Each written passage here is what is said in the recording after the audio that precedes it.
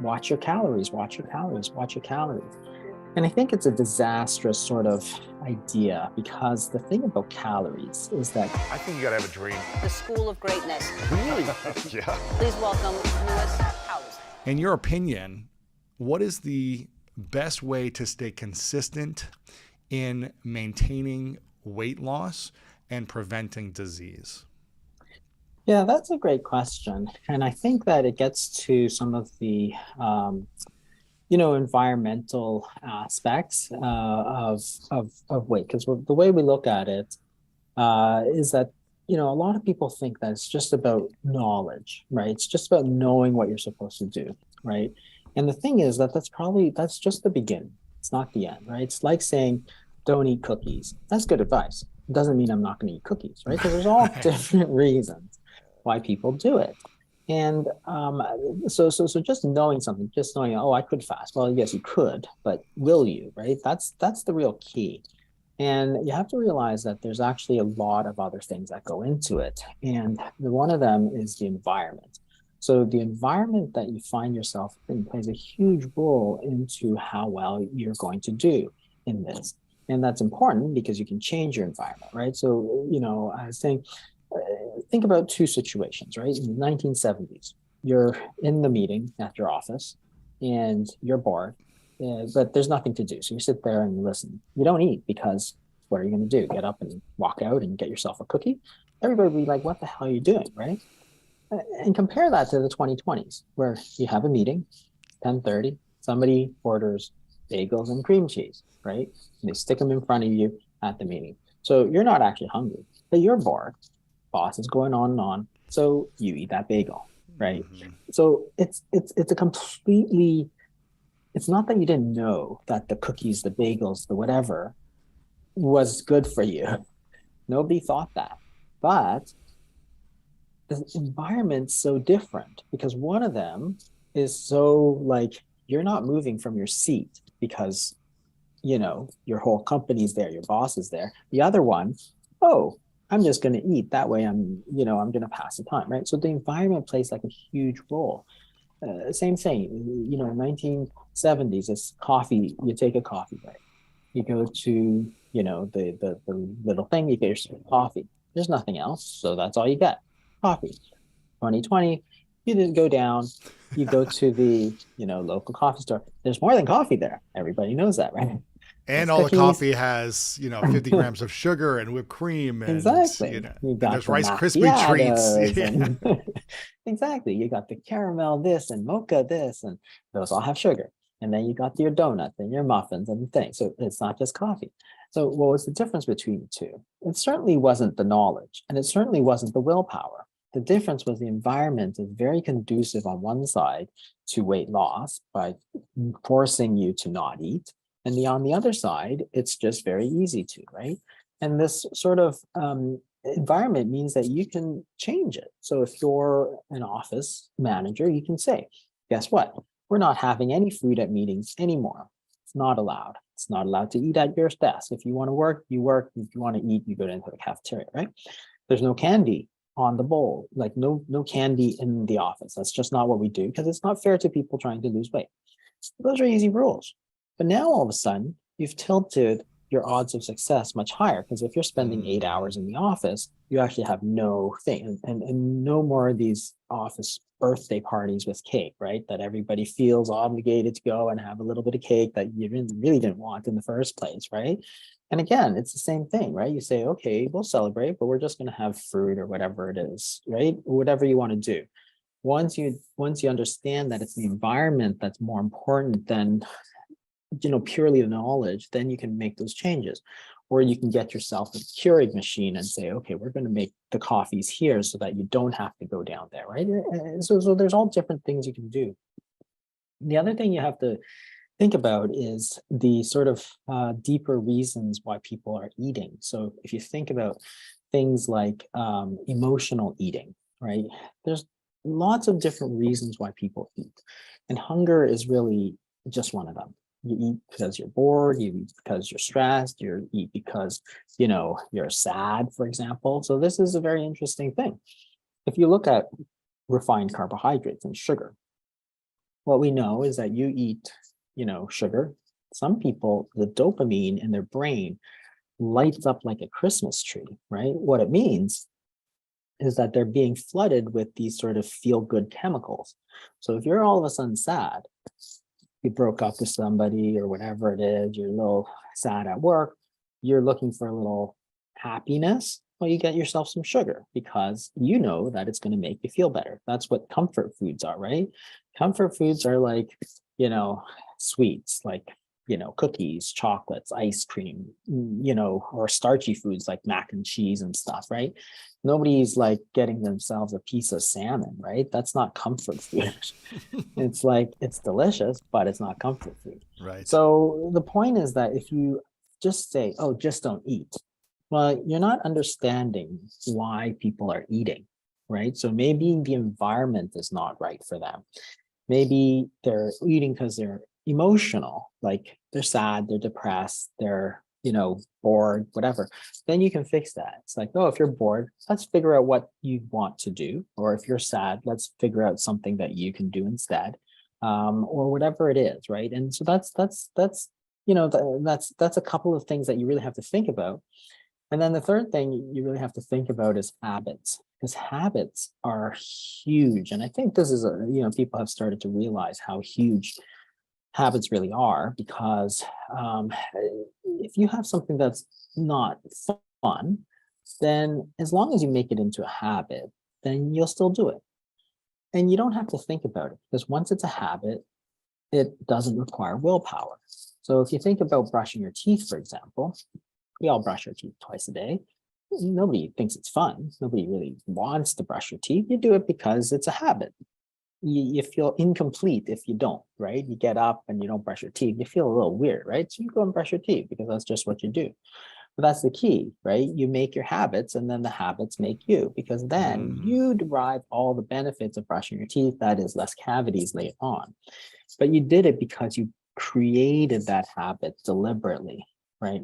So if time restricted eating, intermittent fasting goes along with those things, right? If you create that habit that, hey, you don't eat breakfast, or hey, you're going to stop eating after dinner, after a while, you're the one that's going to derive the benefits of that, because yes, the first 2 weeks of trying to create that habit, maybe it's a little hard, right? But after a while, you do that for the rest of your life.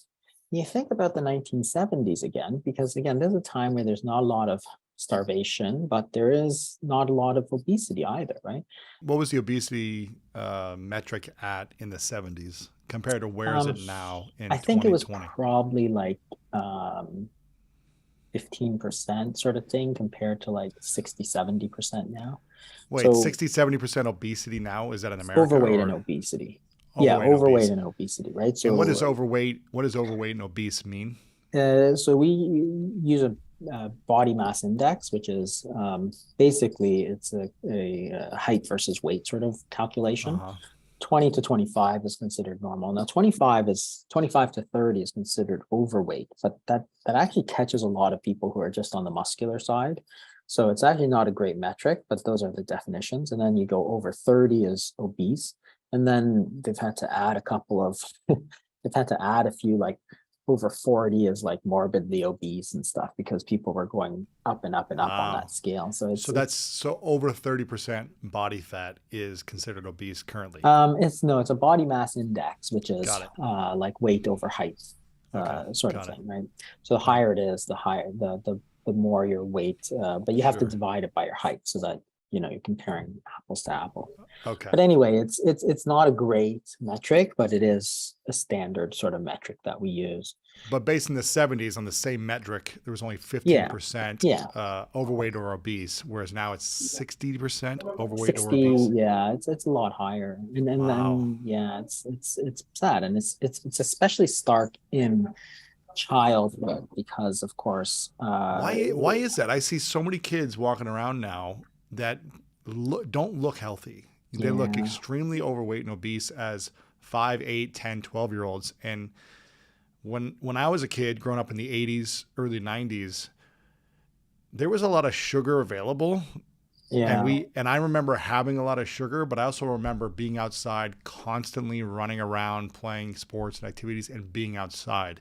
It was less being inside on the phone and less on video games. It was more about playing. Is that one of the main factors, or what is the main factor of so much child obesity? I think there's been a couple of major factors. I think one of the major factors was probably the increase. So it was the increase in sort of processed sugary foods. So if you look at when the obesity epidemic really got going, it was sort of in the late 70s, just as we got the food pyramid, right? That was the big change. And, Interesting. and So is that marketing then? Is that just sharing marketing ideas and saying this is what you need to have in your meals and have more breads and more carbs and more cereals because it that's was the healthy? U.S. Department of Agriculture. So the Wow. USDA came out. So what happened was that up before 1977, so the first food pyramid, is the dietary guidelines for Americans was 1977. And before that, it was very much the government wouldn't tell you what to eat. Your mom told you what to eat, right? The government didn't get involved with that. And 1977 was the first time that they decided, okay, we're going to put out national guidelines. So the problem was they couldn't agree on a lot of stuff because there's this whole anti-fat movement that was going, right? And the reason for that was in the 50s, people were getting heart attacks. So, 50-year-olds, they'd get a heart attack and people didn't know why. They said, why are all these people getting heart attacks? And so a couple of researchers said it's because they're eating more fat. And it wasn't actually true. That's the problem. Because if you look at the diets of Americans, they hadn't changed much over the previous 100 years. So they're eating the same amount of fat, but they're having more heart attacks. When you look back, it's actually pretty obvious what was going on. People were smoking like crazy, right? All the way from Right. 1900 through the world wars, people were just smoking, smoking, smoking. Of course, nobody knew it was that bad for you. And by the 50s and 60s, people were having the heart attacks. And remember, the cigarette companies were saying, that's not us, right? Everybody smokes, your doctor smokes, right? So, remember, for years, they had just denied everything. So that all came out in the litigation, years later. But people were smoking. That's why they're having heart attack. But at the time, this is the 60s, nobody knew why they're having heart attacks. So there's this one group of people who said it's because people are eating fat. Dietary fat causes heart disease. Eat fat, get heart disease. The problem was that if you look at the percentage fat in the American diet in the 50s, it was the same as it was in 1900. So that didn't make any sense at all. But it sort of it seemed like it made sense. So that's why there's this whole group of people that said it's the fat. And so therefore, but there's a lot of debate. But in 1977, the government says we need to put something down. And the sort of anti-fat movement was like, well, it's the fat. So once they said it's the fat, that was it, right? It was official government policy to go low fat. The problem is that, if you eat less fat, then you're going to eat more carbs because there's only three macronutrients. There's carbohydrates, there's fat, and there's protein. You can't increase protein that much because if you eat pure protein, it's a little bit gross, right? So super lean meat and stuff, it's just not that good, right?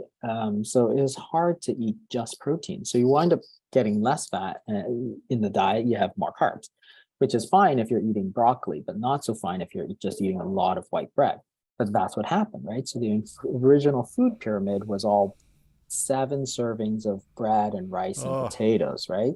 So then people started to gain weight because hey, it's a lot of carbs, right? So and refined carbs is the main problem. So as people started to gain weight, they that was the sort of big turning point because now everybody was teaching this in the schools, right? And the dietitian had to sort of toe the line and say, eat less fat and eat more protein.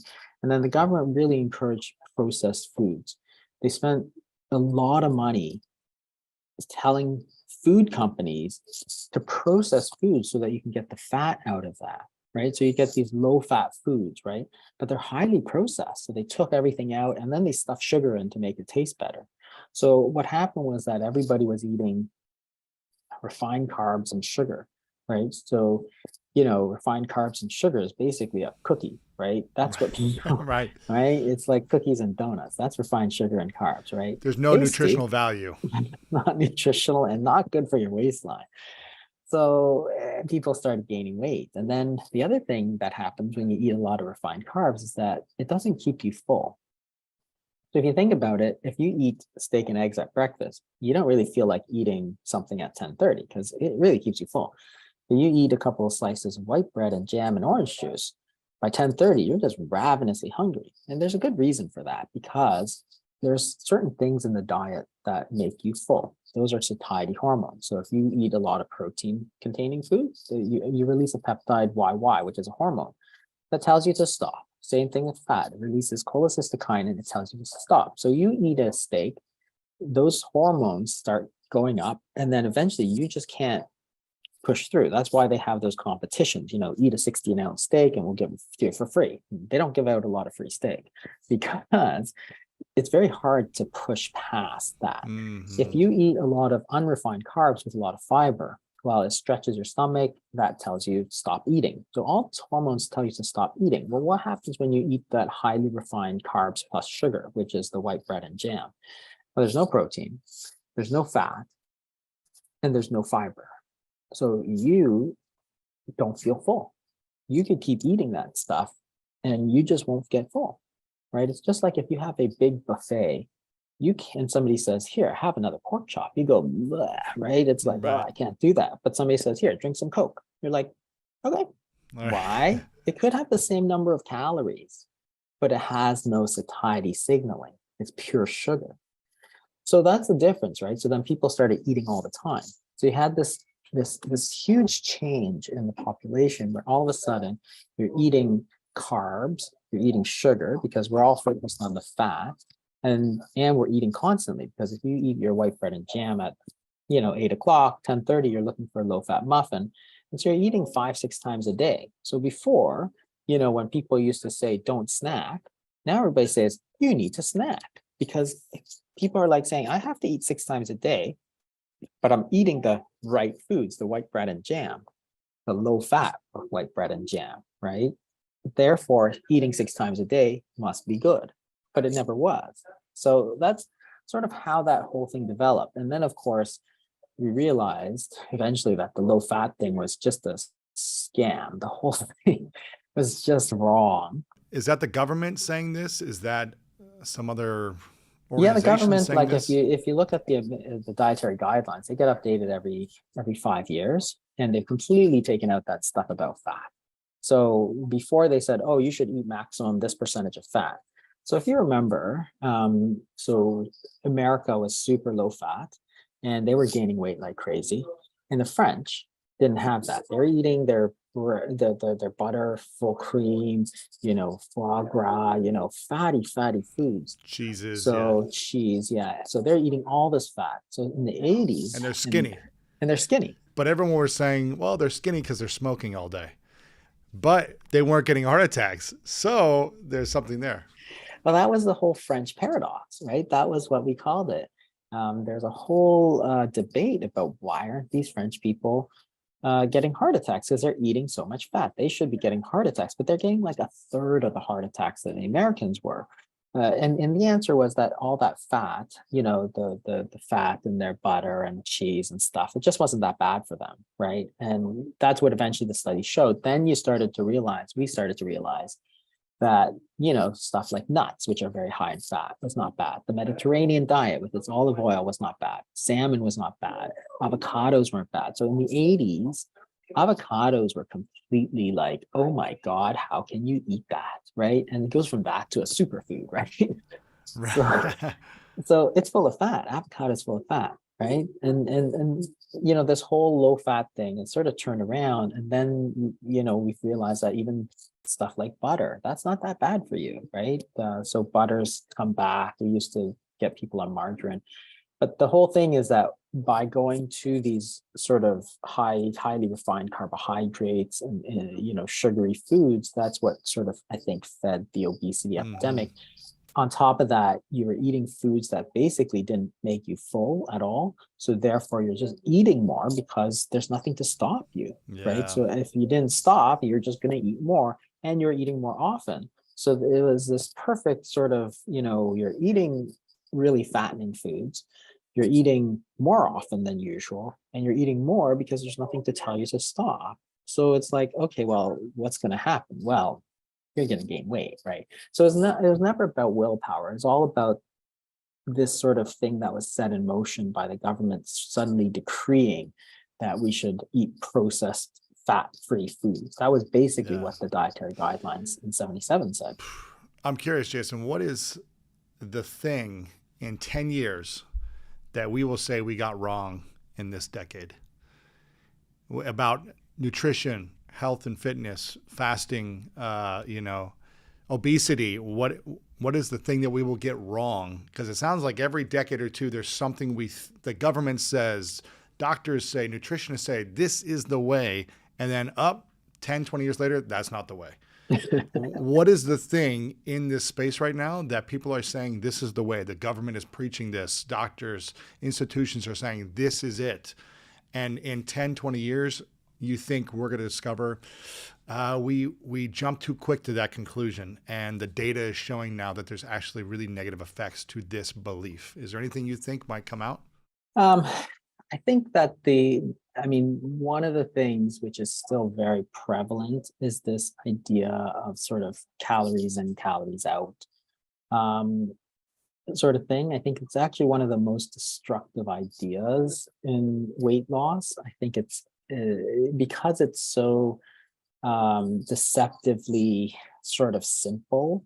If you look at most academic centers, so I was just showing that like a lot of the guidelines are like, watch your calories, watch your calories, watch your calories. And I think it's a disastrous sort of idea, because the thing about calories is that calories is a measure of food energy, right? That's how much energy is released when you put a piece of food into a sort of measuring device called a bomb calorimeter. And it's like, okay, this cheesecake has 200 calories, because when you burn it, you get this amount of heat generated, right? That's how you measure that, right? And so people say stuff like, oh, it's all about calories in, calories out, right? That's something you hear all the time, or a calorie is a calorie. And it's really sort of very simplistic, and it's actually not very helpful, because you can have two foods, right? Think about two foods. You have one which is cookies, which is 100 calories or 200 calories, and you have, say, salmon, which is 200 calories, so equal amounts of calories. The minute you eat the cookies, you release the hormone insulin, okay? And the insulin is a hormone that tells your body what to do with those calories. So the insulin tells your body to store those calories. It moves it right into the fat stores, right? So the whole thing is that if all that energy moves directly into your fat store, so these highly refined carbohydrates, sugar goes way up, insulin goes way up. When insulin goes way up, it is literally the thing that is telling your body, put those calories into storage. And you store the calories in your body fat. That's all it is. Body fat's just a store of calories. So imagine you take the 200 calories of cookies. Now the 200 calories of salmon doesn't raise insulin. So you take the 200 calories and your body just burns it, right? It uses it. That's going to make a huge difference in terms of obesity, because in one case you're just storing the whole damn thing. The other one, you're using it. You've got energy. You're generating body heat. You're feeling good. The other one, you took the 200 calories, you shoved it all into body fat.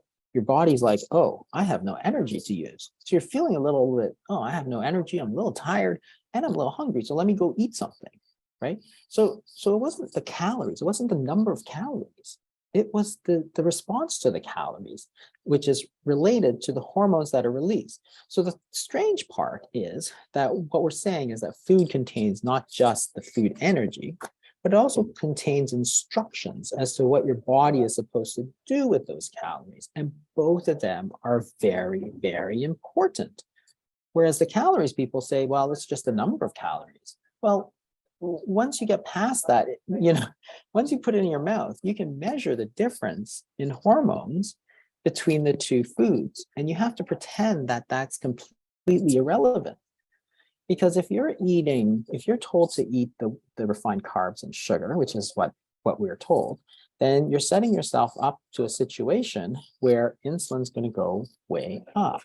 And that insulin is going to tell your body to store fat. That's its job, right? That's literally its job. You told your body to do that with your choice of food. So I don't see why that is considered irrelevant. So not just the amount of calories, but you have to also look at the hormonal response, because our body is completely dependent on hormones to tell us what to do. The other thing that insulin does, of course, it tells you that you need to put energy into storage, right? It's only when insulin falls that you can pull the energy back out, right? So what we say technically is insulin inhibits lipolysis. That is, if insulin is high, you can't burn fat because your instructions are to store fat, right? You can either store fat or you can burn fat, right? But you can't do both at the same time. So if you want to burn fat, but you're keeping your insulin levels high with the choice of foods, then, hey, it's not going to work because insulin's high. You're not going to be able to move the energy from the fat back out. What would you say are the top 5 foods or food groups to support in burning fat faster? I think you really have to look at the sort of very low carbohydrate foods because, of course, they're going to provide you the energy. So things like, salmon, of course, the fatty fish is very good. Eggs are very good. Avocados are, very good. If you want to do carbs, then things like beans are very good because of all the fiber and stuff. Like they're unrefined, so then they have other things that will work.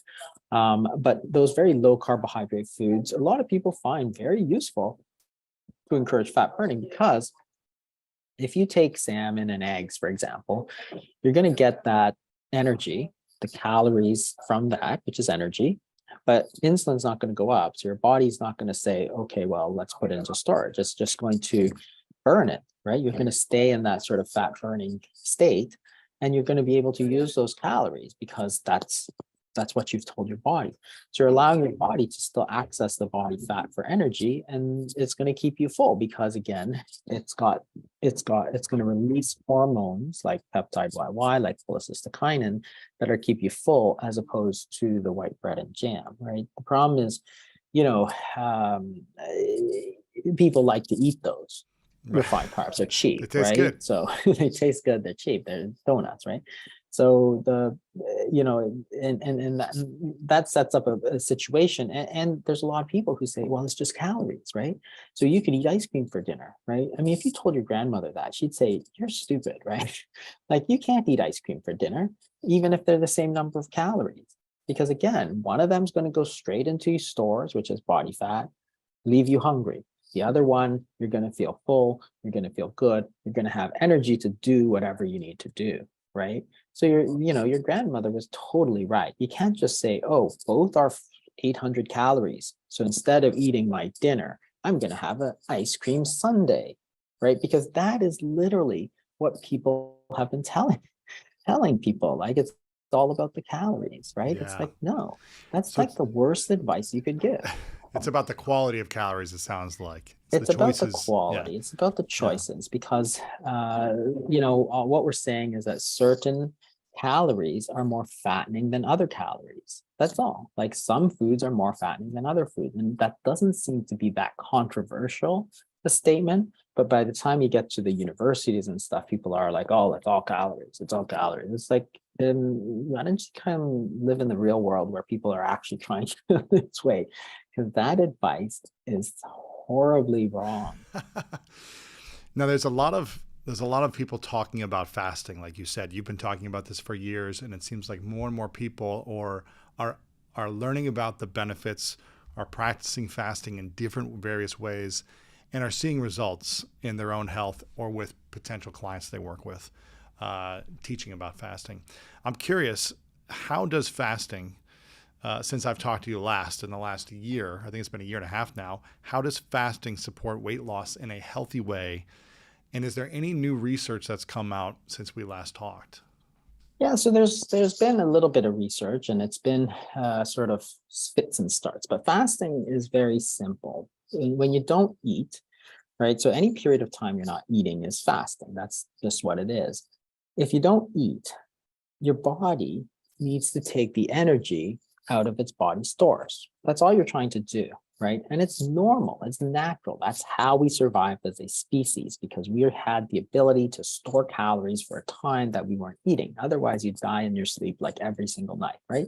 But you don't, because you can store it. So body fat is a store of calories. The reason fasting is so effective is because you're allowing the hormone insulin to fall.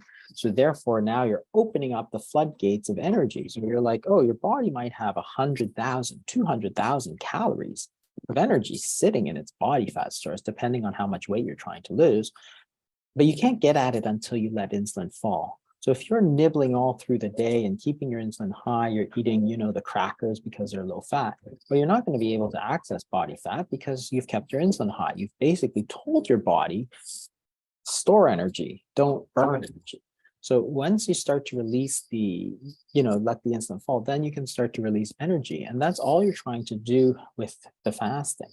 So it's a hugely important thing to do, and has always been part of a sort of traditional way of eating. So if you think about the 1970s again, you finish dinner at like 6 p.m., and you maybe ate breakfast at like 8 a.m., right? That's a 14-hour period of fasting that people did every single day without even thinking about it. In other words, they have 14 hours that they're dragging calories back out of their body. That doesn't happen anymore, because when you do studies of how people eat now, on average they eat for I think it was like 14 hours and 45 minutes. So if you started eating at 8 a.m., you wouldn't finish until 10:45 p.m. on average. That's the average length of time that people are eating. In other words, the only time people are actually fasting is when they went to sleep, right? That's the Wow. only time. So So you if mean these people, is eating considered consuming liquid drinks also that are non-water? yeah, if it's calories, if there's calories, then it's Got it. considered Wow. energy, right? So what of course was happening was that in the past, people would be like, if you want a bedtime snack, your mom would say, no, you should eat more at dinner, right? There's nothing to eat, right? Now it's like, hey, eat anytime you want, right? There's food everywhere. You can buy food everywhere. Stores are everywhere. And that's played a huge role in that, right? So there have been a few small studies, a few studies of fasting that have come out in the literature. It's a bit of a mixed bag. Some have shown really good success, and then others have not, because again, they've sort of done it a bit wrong. They mixed fasting, so they'd say fast one day and then eat more the next day. It's like, that's not really what you're supposed to do. And I always think, it's like, why would you design a study like that? Like, if you're going to fast one day, what I'm trying to do is say, if you drop a meal, I want to take your body to take the calories that you would have eaten in that meal. I want you to take that out of your body fat. That's what I want you to do. So you're pulling that energy back out. You're basically feeding yourself on body fat, because body fat is a store of food energy. It came from the food you ate in the past, right? You turned it into fat. Now you have to bring it back out. If the next day you overeat, you're simply going to fill up the fat again, right? So why would you do that? But there's a number of studies that alternated fasting with overeating. And I'm like thinking, that's crazy. And of course, they didn't show any benefits. Like, okay, like come into the real world, please. Like, I never tell people, when you're eating, eat extra. Like, why would you do that? And then there's another study that it was very prominent in the New York Times, said, oh, there's no benefits. But the problem was that they look at fasting, and they said, okay, we're going to go, increase the amount of fasting.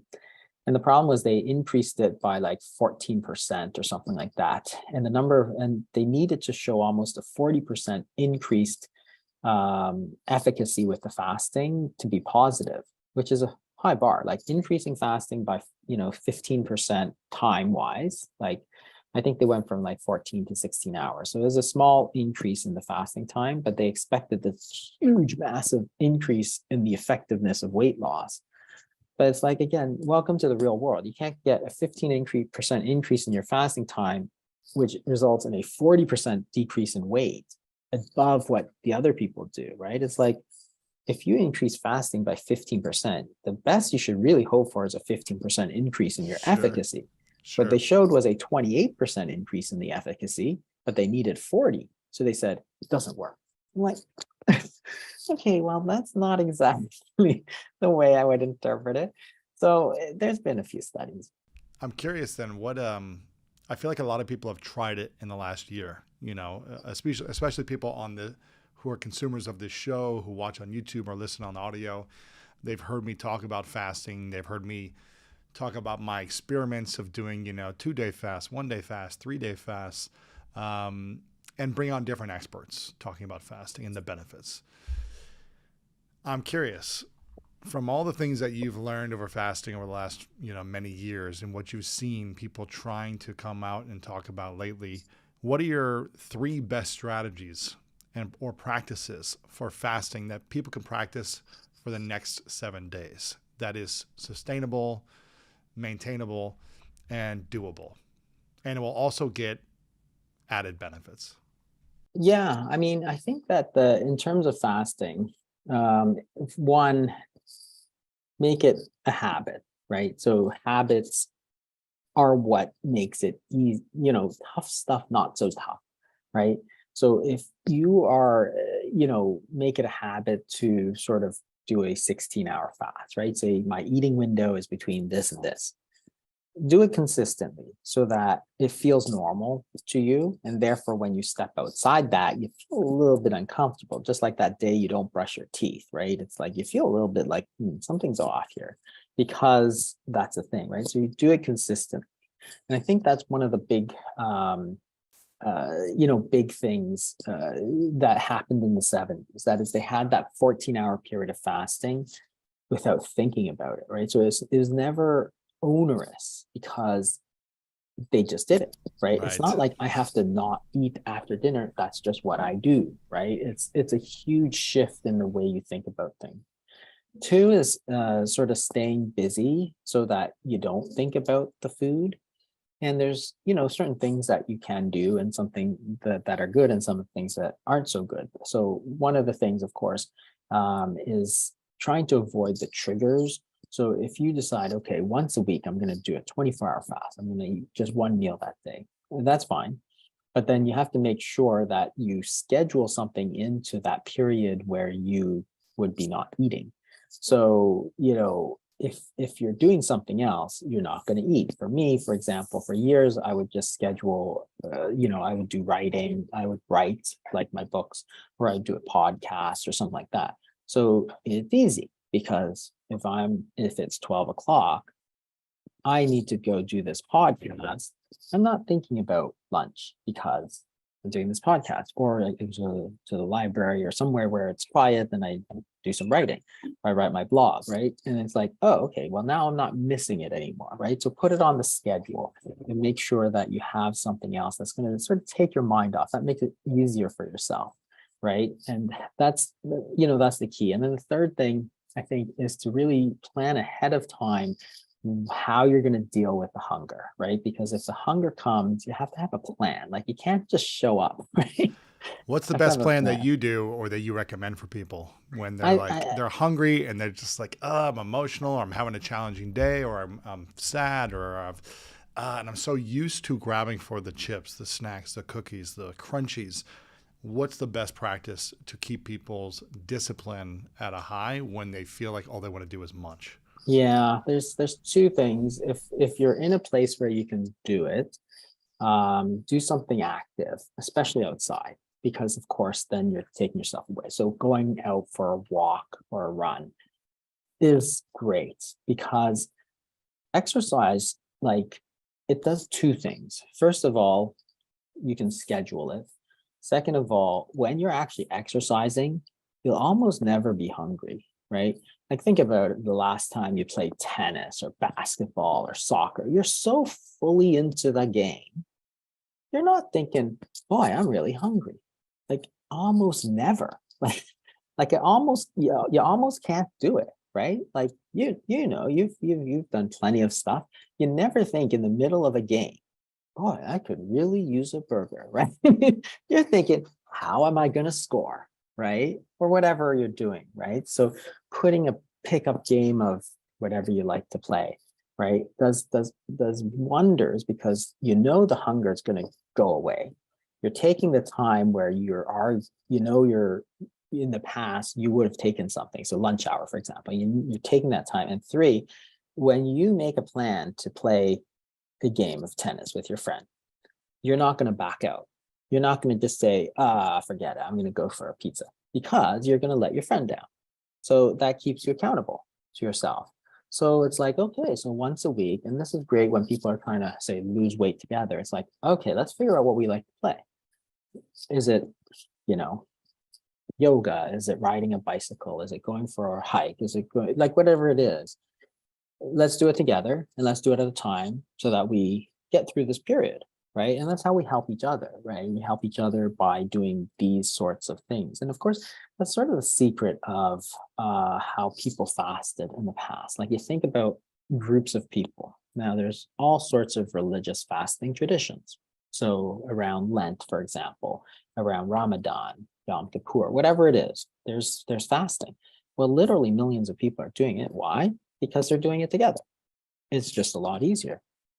If your family is not eating, you're a lot less likely to eat, because it's just the norm. So, doing things together in a supportive group, that's important. Like, it's the way we get things done. We're humans, we're social beings, right? And earlier, you talked about environment and willpower. How does someone develop more willpower or discipline when their environment continually challenges them to stay disciplined? Maybe they don't have the Yeah. ability to remove all the sugary foods, or they're working in an office where they can't say, hey, can we get rid of this stuff? How does someone with a room full of distractions manage to stay disciplined and have willpower? Yeah, that's a tough one, because, I don't think, a lot of people think obesity or weight gain is about lack of willpower.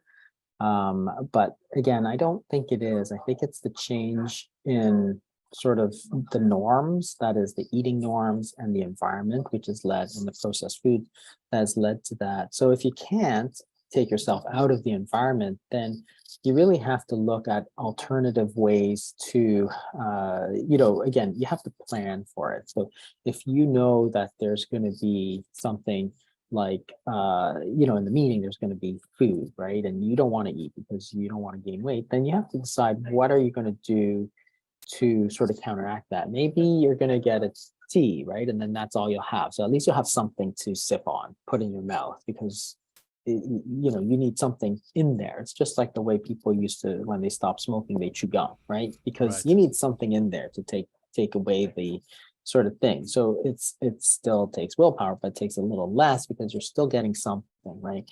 Or you have to decide, okay, well, how, you have to decide, what am I going to do to sort of minimize, and maybe I'll sit further away from where things are. If sometimes you have these meetings where you're, in the auditorium and the food's at the back, I'll sit at the front, so that it's going to be embarrassing for me to get out and get some food, because it's going to look so bad, right? Whereas if you're back, you just grab it and then go back to your seat, right? So Sure. so there's ways, but it's really still about trying to figure out how you're going to mitigate those effects, of what you're trying to do, because the temptations are always going to be there, right? And you have to realize the foods are made to be tempting. Like, nobody's trying to make their foods not appetizing. So Yeah, I feel like it's going to be I mean, I feel like there's so many emotions that tied towards the discipline of eating.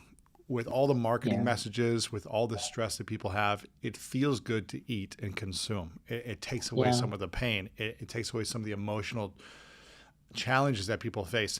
And I can empathize with parents. I'm not a parent, so I can't speak into how it might feel having kids who maybe are a handful, or maybe have a lot of emotional and energy, and it's Yeah. hard to manage that. It's hard to manage your job and your relationships and your own health. And so I know a lot of parents probably know what's good for their kids, but they maybe give in sometimes because it's just easier to just give them candy and have some Yeah. peace. So I understand, even though I'm not a parent, but I can see how that challenge could come up. What can parents do? Because it seems like parents have a massive uh, control on what their kids eat. Yeah. It seems, Yeah. And I until a think certain age. until a What certain can they age, do? and I think that parents, on the one hand, there's a lot of challenges there, but on the other hand, they're very motivated. So that's good because they want to do good for their kids, right? So, and I think that's where a lot of, a lot of parents have actually made those changes. So trying to cut out sugary drinks, cut out some of the snacking. Because remember, back in, not that long ago, it was all about giving snacks. So I had, my kids are older now, but they used to play soccer at night, and it was always like for years, it was like, oh, at halftime we have to give them some juice and cookies. It's like, Yeah, some orange yeah, slices and it's stuff like like, that. Yeah. why? That's what I was always thinking. I was thinking, like, I played soccer when I was a kid. I had so much fun, and nobody chased me around trying to give me juice and cookies because I You just probably had wouldn't. water. Yeah, You just had water, water. That and was it. and I probably would have just asked. I probably would have preferred to play, truthfully, right? Because it's so much fun, right? All these games are fun for kids, and so one is limiting the drinks. So you see water has come back in sort of a big way, sparkling water, still water. Like 15, 20 years ago, it was all juices and pop. Now you see water available everywhere. So that's good. Cutting down the sugar, cutting down the refined food. So making sure they have good choices. And the other thing, of course, is that if you're in a situation where there's going to be stuff that's tempting, is to sort of spoil your appetite, right? Make sure you're eating something good before you go in where there's a lot of stuff that's bad, right? Because if you're full, you're going to be less tempted than eating other stuff. So if you're going into a place where there's just going to be tons of stuff, make sure you have a good dinner first or a good lunch first, so that when you're going in, you're not like, oh, cookies, chips, right? And it's like, so I think parents have already made some of those good changes. The thing about the snacks, which I thought was strange, was so this always happens actually. So my when my kids used to go on these field trips and stuff, you'd get this letter to the parent, and it's like, we're going on a field trip to whatever museum. They're going to take the bus. Make sure you pack 2 snacks for them. I'm like, why are they not eating lunch, or am I Yeah. not feeding them dinner? Like, which one? Because there's no other reason that they need a snack. And the Mm, problem with this, and this was just a few years ago, is that it sort of institutionalizes the fact, right, that you should be eating all the time, right? But you shouldn't, because there's no reason to. Why would you want somebody? Remember, when you eat, you're going to store energy, which is body fat. There's no way around it, right? It's calories, especially these refined snacks. Snacks are the worst, actually, because they tend to be refined carbs, because like cookies, because they don't spoil, right?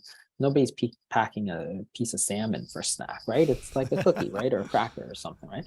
So it institutionalizes the fact to parents and to kids that snacking is a good thing, and that you should eat 2 snacks in between sort of lunch and dinner, and it's healthy for you, but it's not. You really shouldn't, because that's the period of time that you should have been using the energy you ate at lunch. Remember, like, if you wanted an after school snack in the past, in the 70s, and I grew up in the 70s, your mom would say, no, you're going to ruin your dinner, right? right. Want a bedtime snack? No, you should have ate more at dinner, right? And dinner, of course, was the fully cooked meal, home cooked meal. It was the proteins and the fats and the good stuff that you're cooking, that you spent time cooking, not the packaged cookie that you put into the snack box. But yeah, it's trying to get back to those basics. And I feel like we don't have to reinvent the wheel. You just have to look back at what we did in the 70s and you'll get your blueprint for what you're Hmm. supposed to be doing. Three Sure. snacks, unprocessed foods, cut the sugar, and make sure you have a period of time at night where you're going to use those calories that you took in during the day, right? Because if you don't give your body time to use those calories, how is it going to use those calories, right? So in the 70s, from 6 o'clock onward, you're using calorie, right? Now it's like 11 p.m. practically before you start using calories. Up until that point, you're taking in calories. So how is that going to work? So realizing that this question of how often you eat, the frequency of eating, when you're eating, is almost as important as the foods that you are eating, right? And that was Hmm. one of the big things I talked about in the obesity code, which people never really thought about, was that there's two things in the in weight loss, weight gain, right? The foods that you're eating, which is the diet, and the period of time that you're not eating, which is your fasting period. And the fasting period doesn't tell you what to eat when you're eating, right? It just tells you how long you should go before the next meal. And that's really important because you can use it with any diet, right? And so those two things are really important. So not just the quality of the calories, but also this idea that you have to really make sure you're paying attention to the fasting period so that your hormones, your insulin can drop and you can start using those calories. And that's really, really, you know, a underappreciated part of sort of weight loss. Hmm. So what's the, you had like a formula in there that you said about 2 minutes ago. You said no snacking. You said a few other things. Can you share that formula again? Yeah. So one, you want to cut down the sugar because sugar is not good, and I think everybody agrees on that, right? Cut down the refined foods. So this actually applies mostly to carbohydrates, but refined other stuff is not good either. So refined fats, for example, are not good for you. So trans fats were pretty clearly bad. Refined meat like bologna and hot dogs and stuff are not really good for you either. So you want to eat whole foods, right? So whole foods, you want to eat no sugar, you want to eat, plenty of proteins and fats, and then you want to make sure you have cut out the snacks and have a decent period of fasting. And that really just gets you back to 1970, where people were still eating white bread, right? White bread. I know I grew up in that period. Nobody ate whole wheat bread. Nobody ate whole wheat pasta. It was white bread, it's white pasta, right? But you didn't eat all the time. That was the big difference, right? And it was the same everywhere you went. And the Irish were eating potatoes, the Chinese were eating rice, the Japanese were eating rice. Those are all carbs, refined carbs, right? Bread, rice, potatoes. But they were doing okay because they weren't eating all the time. They'd give their bodies a break from eating, right? Whereas now we don't give our bodies a break from eating. We think that it's healthy to constantly eat. We've lost the idea that there's that balance between eating and not eating. Like, why wouldn't you think that that's important? Hmm. Like, Right. balance everything else in life, right? Why wouldn't you want to balance eating and not eating, right? Don't you think that's like fundamentally important? Like, I think it is, but up until sort of I wrote the obesity code, people just thought fasting was really bad for you, which is sort of odd, because it's like up until then, everybody's saying, "Oh, fasting's so bad for you, right? You're gonna do so bad." It's like, we've been doing it for a long time, right? So I'm curious then, what effect does fasting have on reducing our chances of getting life-threatening diseases?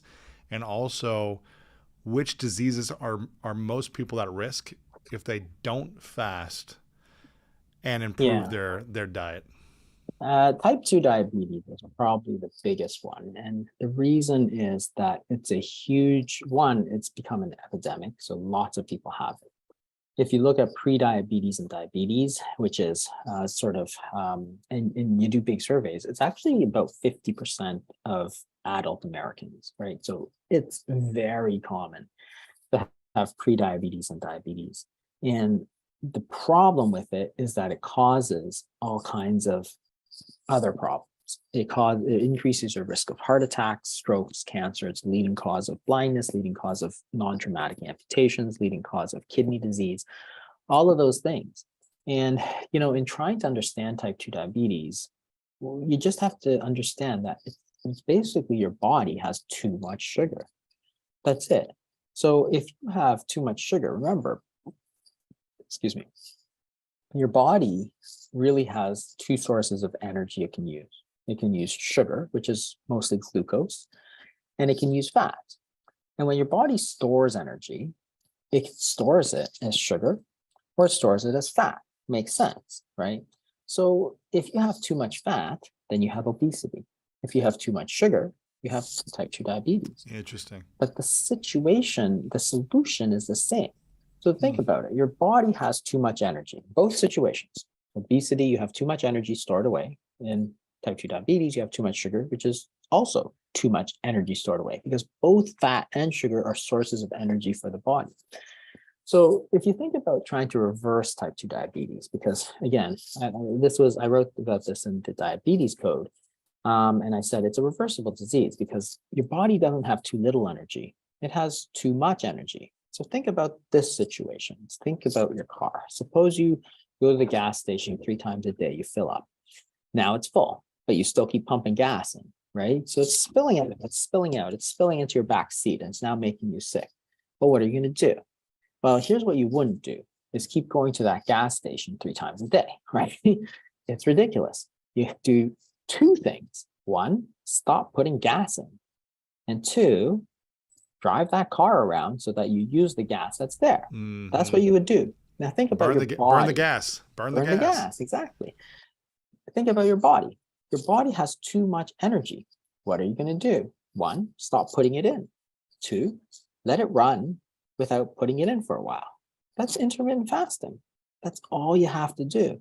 And think about this situation. You've got a disease state which has become an epidemic, which contributes to heart attacks, strokes, cancer.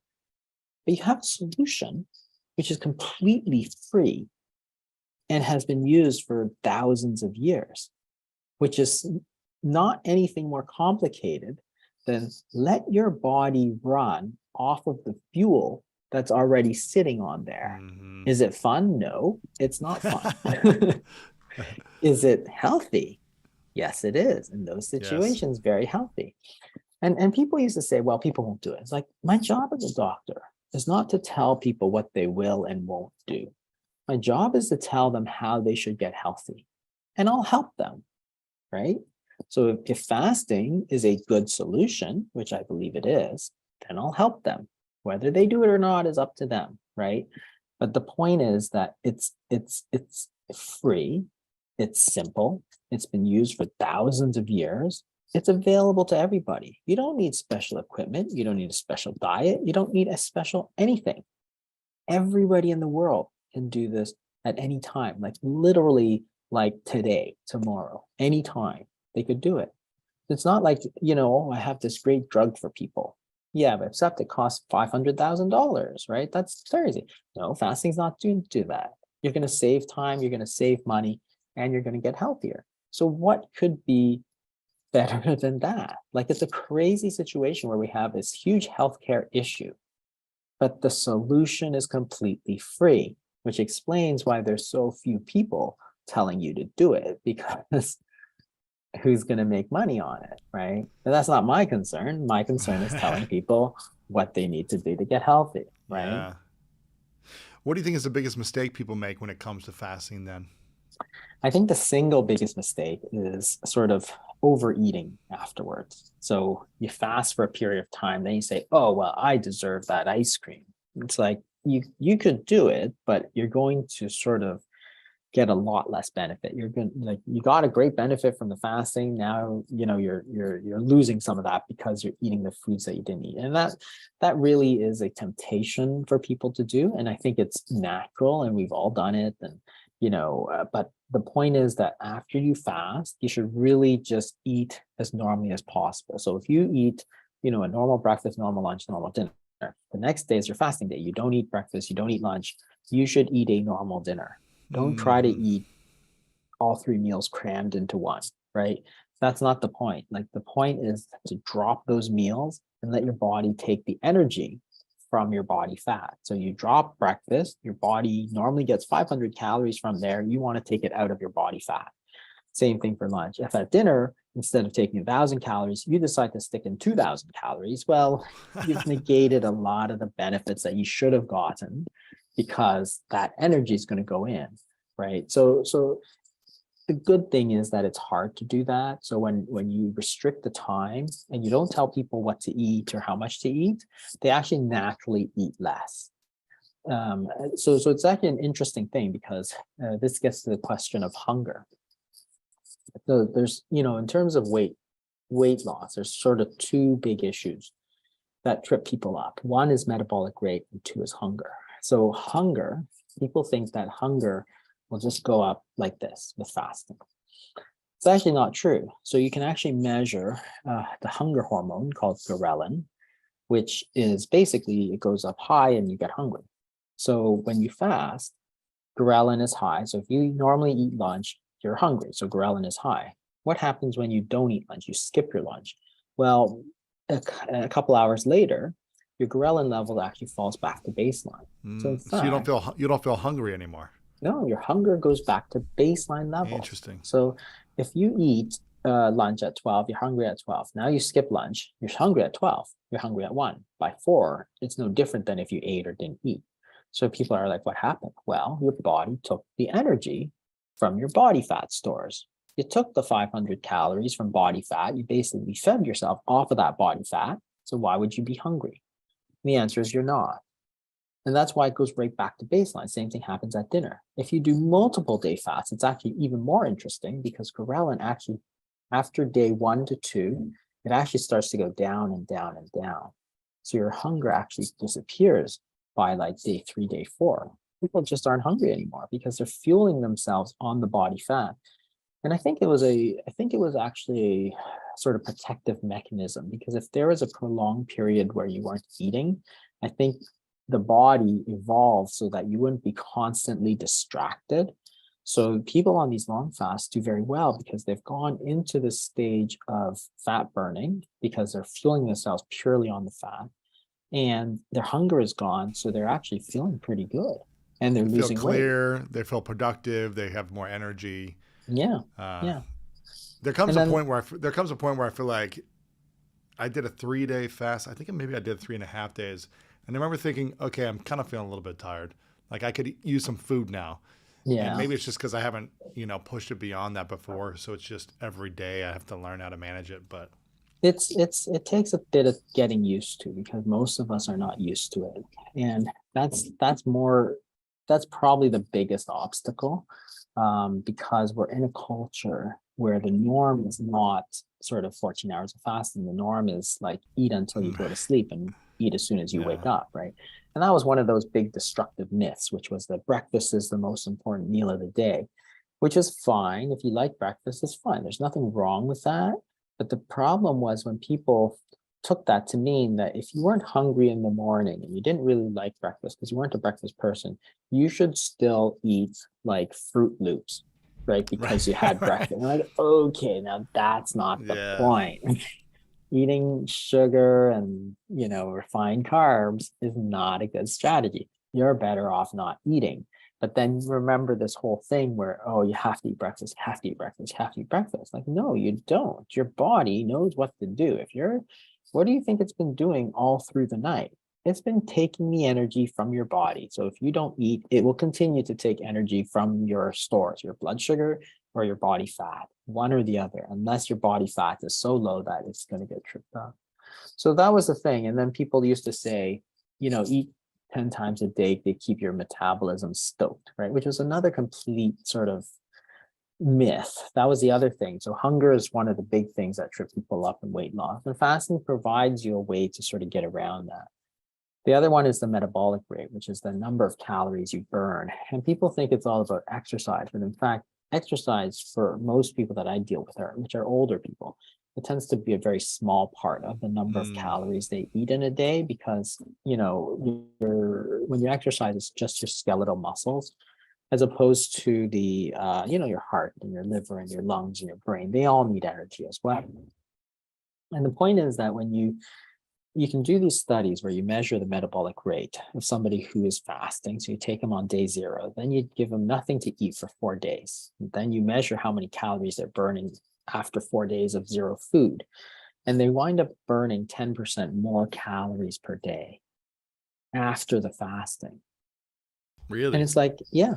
And the reason is that when insulin goes down, other hormones go up. So, in fact, you have a release of noradrenaline and you activate the sympathetic nervous system, which is, in fact, your fight or flight response.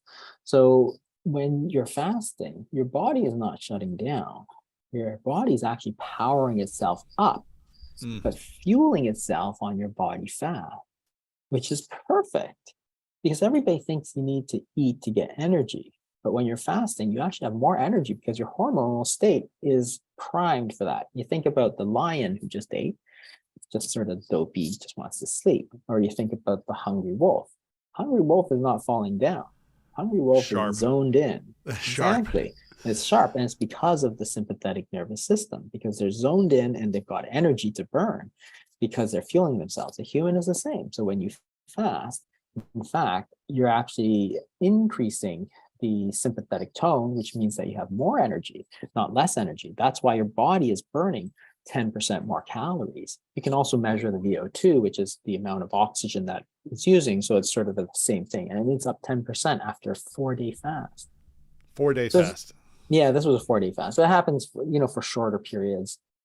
You also see this increase in tone. So it's like people think you're going into starvation mode, but it's the exact opposite.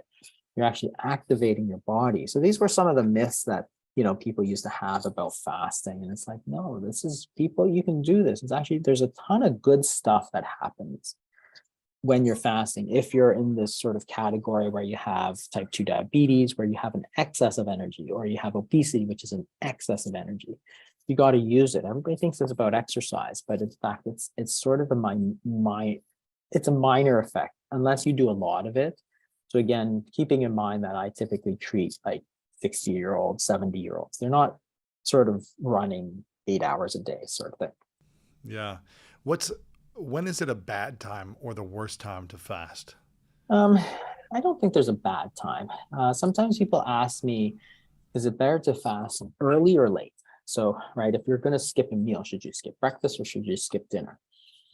That's a really interesting question because for the same 16-hour fast or whatever, you're going to have different effects, in fact. So it's better if you're trying to lose weight, it's actually better to drop dinner.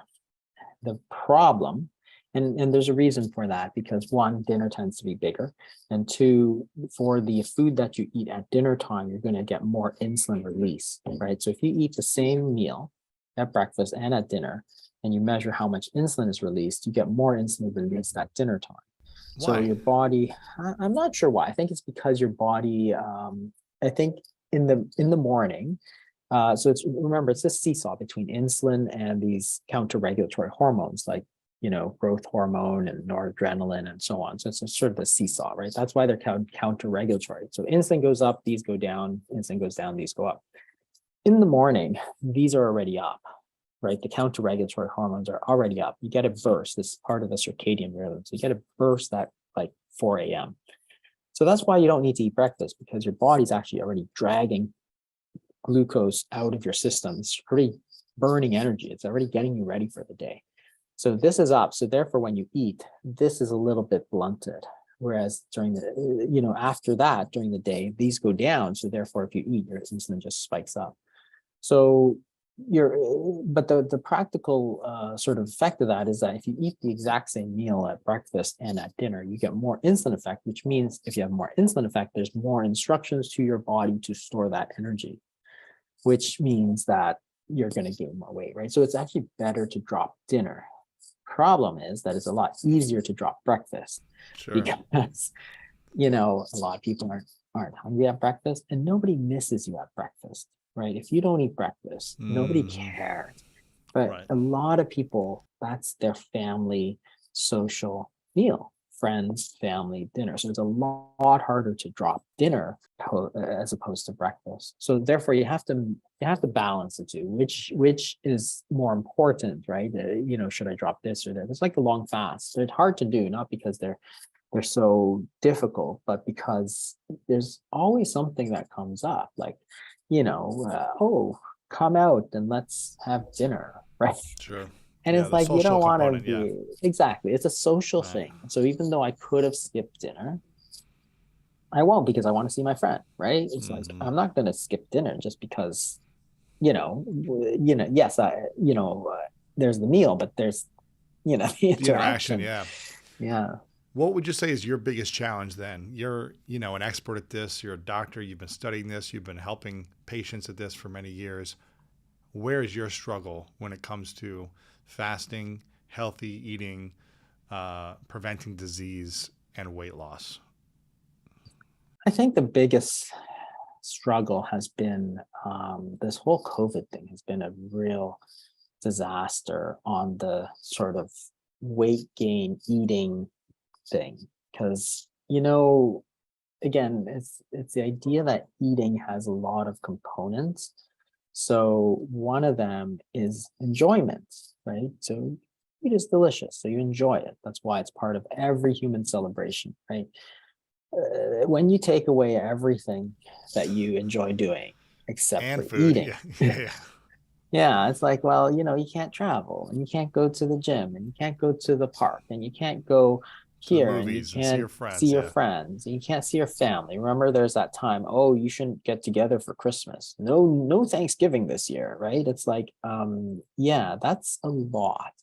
And so I think what happened, and the only thing you can do is get food from the grocery store and, takeout. So then what do? You eat. That's all. Because not because you really wanted to, but because there's nothing else to do and you have nothing to give you pleasure except eating. So it was a disaster because the diets just went terribly wrong. Mine did too. And And everybody's you're the diet. expert. I knew what was happening. I just couldn't stop it because it's like, what am I going to do? I have all day Right. sitting here and the only thing I can really do is eat, right? Yeah, sure, I can do jigsaw puzzles and stuff, and I did that too, and I read some stuff, but you know, the interaction was it's big, like the amount of because there was a huge long period of time where I didn't see my family, I think, for like a year and a half. Like immediate family, yes, but my brothers, my sisters, my nephews, my it was a long, long time. And I didn't see some of my friends for like a year and a half, 2 years. It was long, right? And so, and the stuff that I used to enjoy, it just shut down, right? It was crazy. So So even you, with all the research and all the knowledge and all the expertise and all the willpower and all the discipline, even you struggled with it it for was a a period of time. struggle. It was a struggle for, yeah, for I think everybody. And the weight gain was like, I think my son gained like a lot of weight. And luckily then he went away and he's lost it all and stuff, right? But I remember some of his friends who were like skinny, they gained like 60 pounds. These are high school kids, right? And they're like up 60 pounds and stuff. I was like, whoa, what happened to you? And luckily they're young, right? And so they dropped it very quickly. So, because again, once they found their other things, the hockey and the basketball and They stuff, burned it again. Yeah. then that's real life. But it took more of a toll. So a lot of my patients just were a disaster. Like they're going along fine, going along fine. I was monitoring them. They're doing fine with their diets. And then poof, every single one was like their sugars were skyrocketing, their weight Mm. was skyrocketing.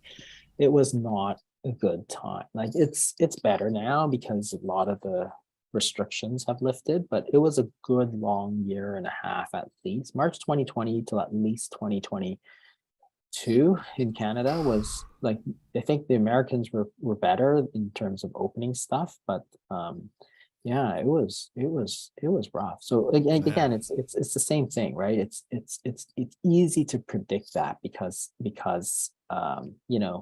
if the only thing you can do is eat, then you eat.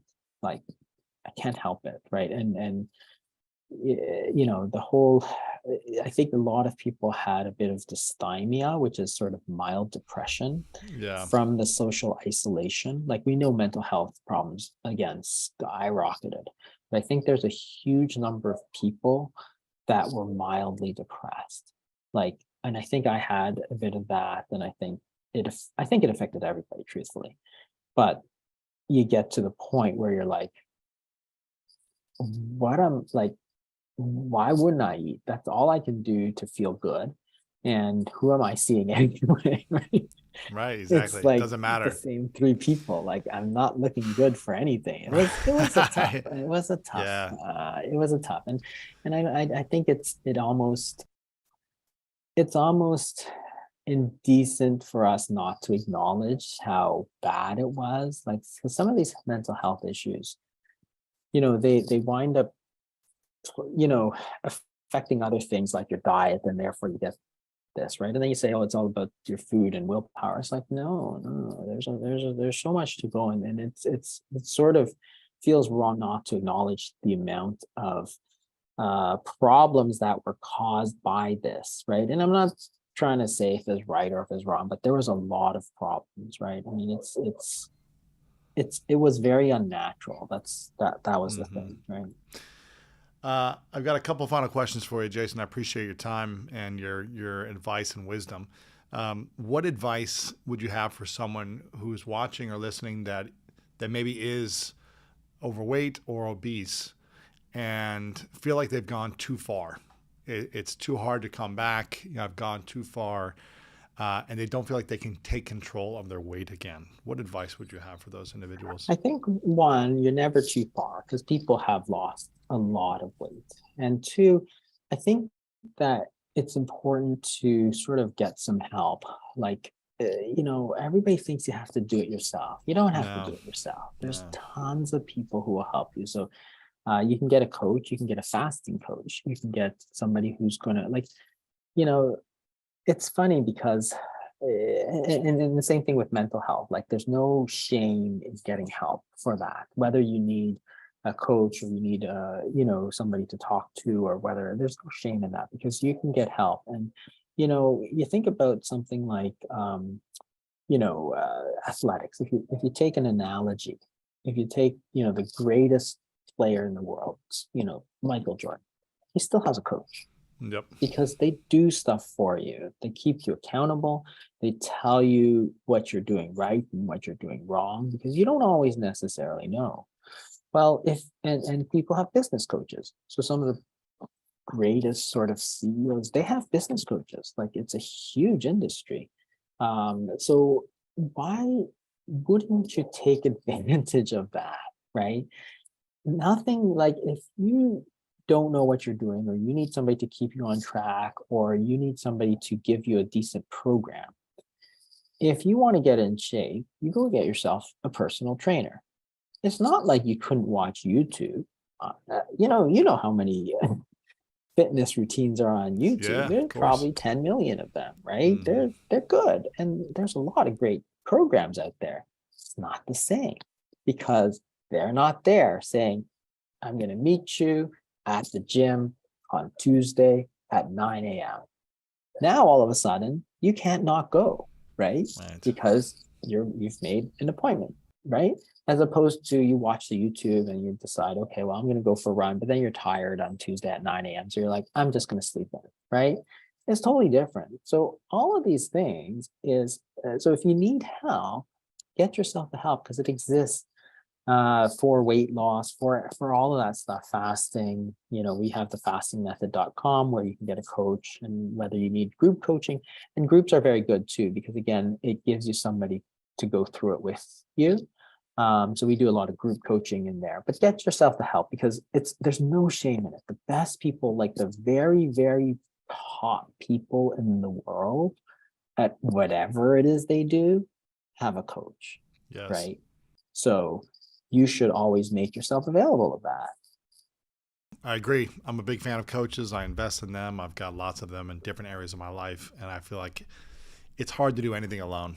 You know, Yeah, it's hard to get good results or great results on your own at anything, yeah, let alone many things. Maybe you're an expert at one thing and you can do that, but then you need help with the finances or the fitness or the nutrition or yeah, the mental health. It's like finding support makes you wise by looking for support and seeking yeah, that out. It doesn't make you um, not capable. It makes you exactly, wise.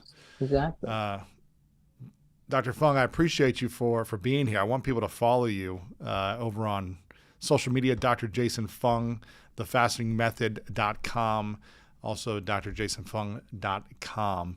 You've got some incredible books that I want people to get a hold of: the Obesity Code, the Complete Guide to Fasting, the Diabetes Code, the Cancer Code, all these different things. That it's all linked up at your website, and people can find it there or over on Amazon and things like that. How else can we be of service to you today? I think just getting the word out is what I'm hoping for, right? The more people learn about it, and I talk a lot about the science of it, so that there's a lot of practical stuff too, but there's also a lot of sort of trying to understand the disease that you're facing, whether it's obesity, whether it's type 2 diabetes, trying to understand it so you can come up with a sort of rational plan of how to deal with it. I think that's the best thing, right? If we can help people, that's its own reward, right? I mean, Yeah. if people listen and get better, hey, I love it. I love it. It's and it's privilege. Sometimes I get these emails and they say, oh, I listened to you on the School of Greatness, and I started fasting, and I got off all my meds. I'm like, amazing. That is amazing. It feels so good, right? Yeah. It's like, wow, this guy really changed around his life, and I didn't even know, and I didn't have to do anything different, but these guys were able to, you know, they took that advice. So it's Mm-hmm. great. Like you just, it's positive vibes in the world. Yeah. It's like it's amazing. That's beautiful. Well, Jason, I want to acknowledge you for how you keep showing up in the world, how you keep learning and researching and serving your patients and also the people in the world that watch and listen to you and to this content. I know a lot of people from our previous interview got incredible benefits and results. If you guys haven't checked that out, make sure to check it out. We'll link it up below and everything. And leave a comment if you did already start implementing some of the fasting principles that Jason has talked about, and share your results below so that we can see. We'd love to see that. So I acknowledge you for continually showing up and serving people on living healthier lives. And I asked you these two questions before the last time, but I'm curious if they've changed. So this is called the 3 truths question. So imagine it's your last day on earth many years away. You get to live as long as you want, but then it's your last day. And you've accomplished everything you want to accomplish. Live the full life. But for whatever reason, all of your work, your written material, your videos, your audio content has to go with you to another place. So we don't have access to any of your information anymore. But if you could leave behind 3 lessons with the world or 3 truths, what would those be for you? I think the first one would be, in terms of fasting, that it's about balance. It's about making sure that you balance the feeding and the fasting, and there's nothing wrong with it. Because that was one of the biggest things, I think, when I started writing the books was, everybody thought it was such a bad thing. And that was I was for one of the first people that said, let's look at the science of this whole thing, because there really is a lot of good stuff here. So I think that was one of the things that I really think, if it could be preserved, I'd really like that.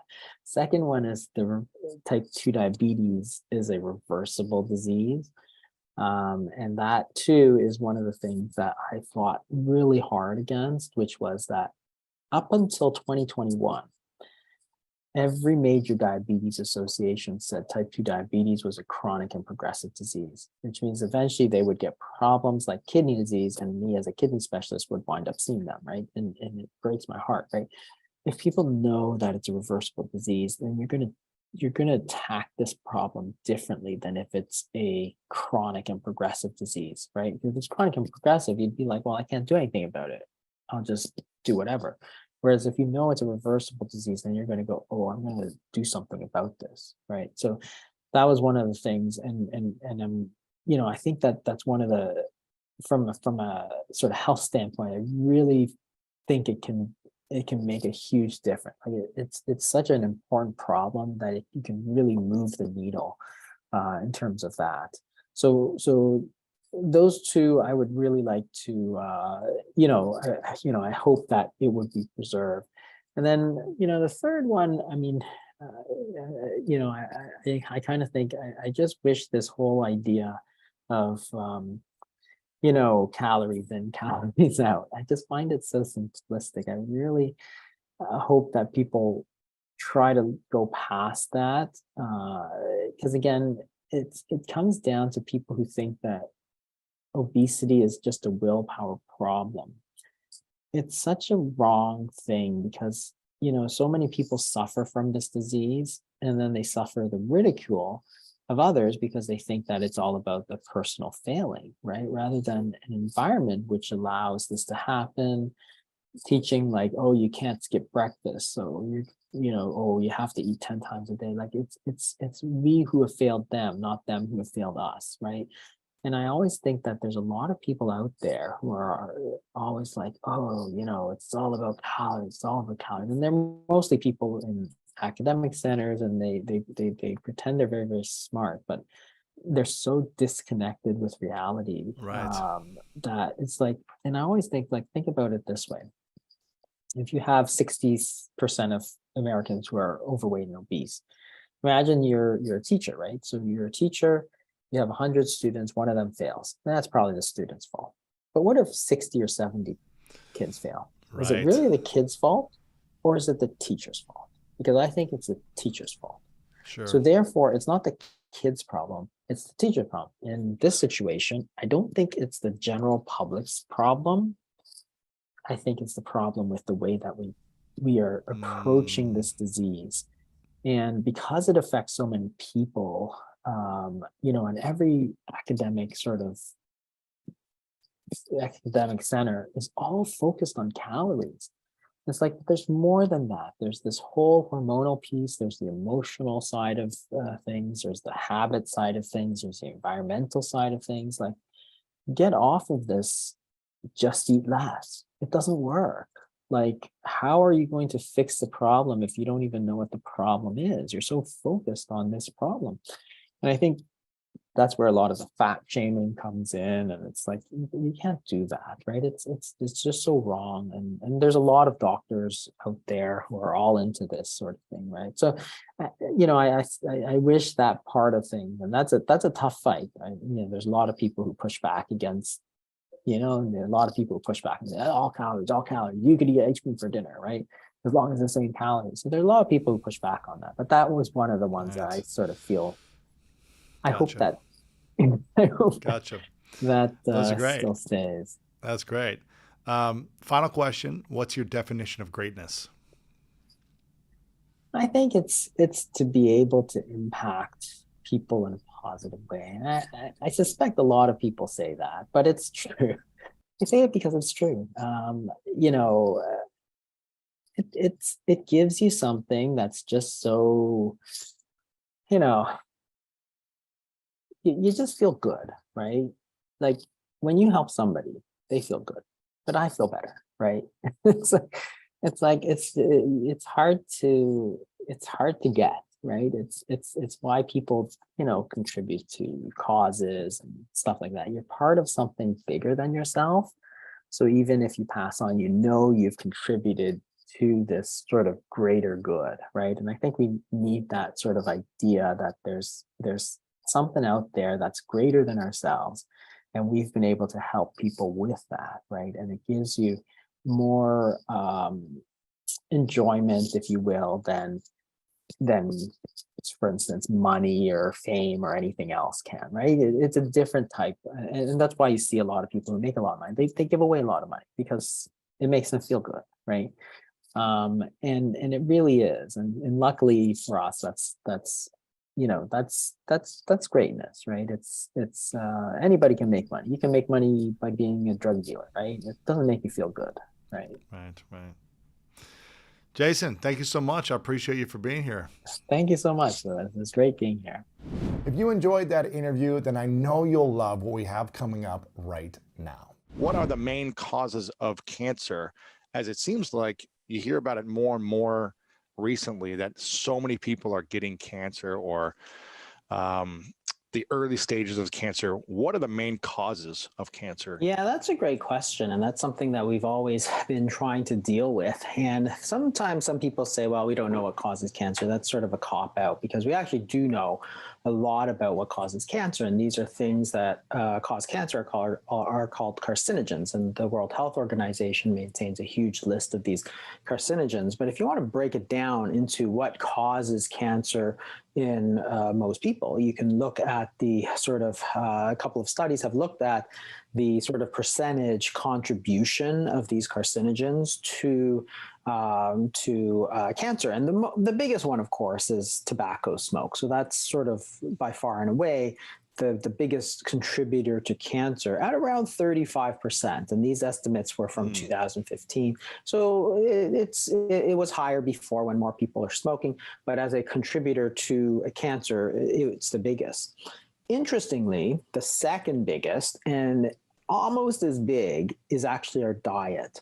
So it's a huge, huge part of what contributes to cancer in general and far outstrips. So those two are way above any other causes of cancer. So when you worry about things such as radiation or, chemicals, sunscreens and pesticides and stuff like that, they do cause cancer, but the contribution in a whole population is very small. So what's interesting about diet is that we know this from our studies, but what part of the diet actually contributes to cancer? And that's where things sort of bogged down a lot.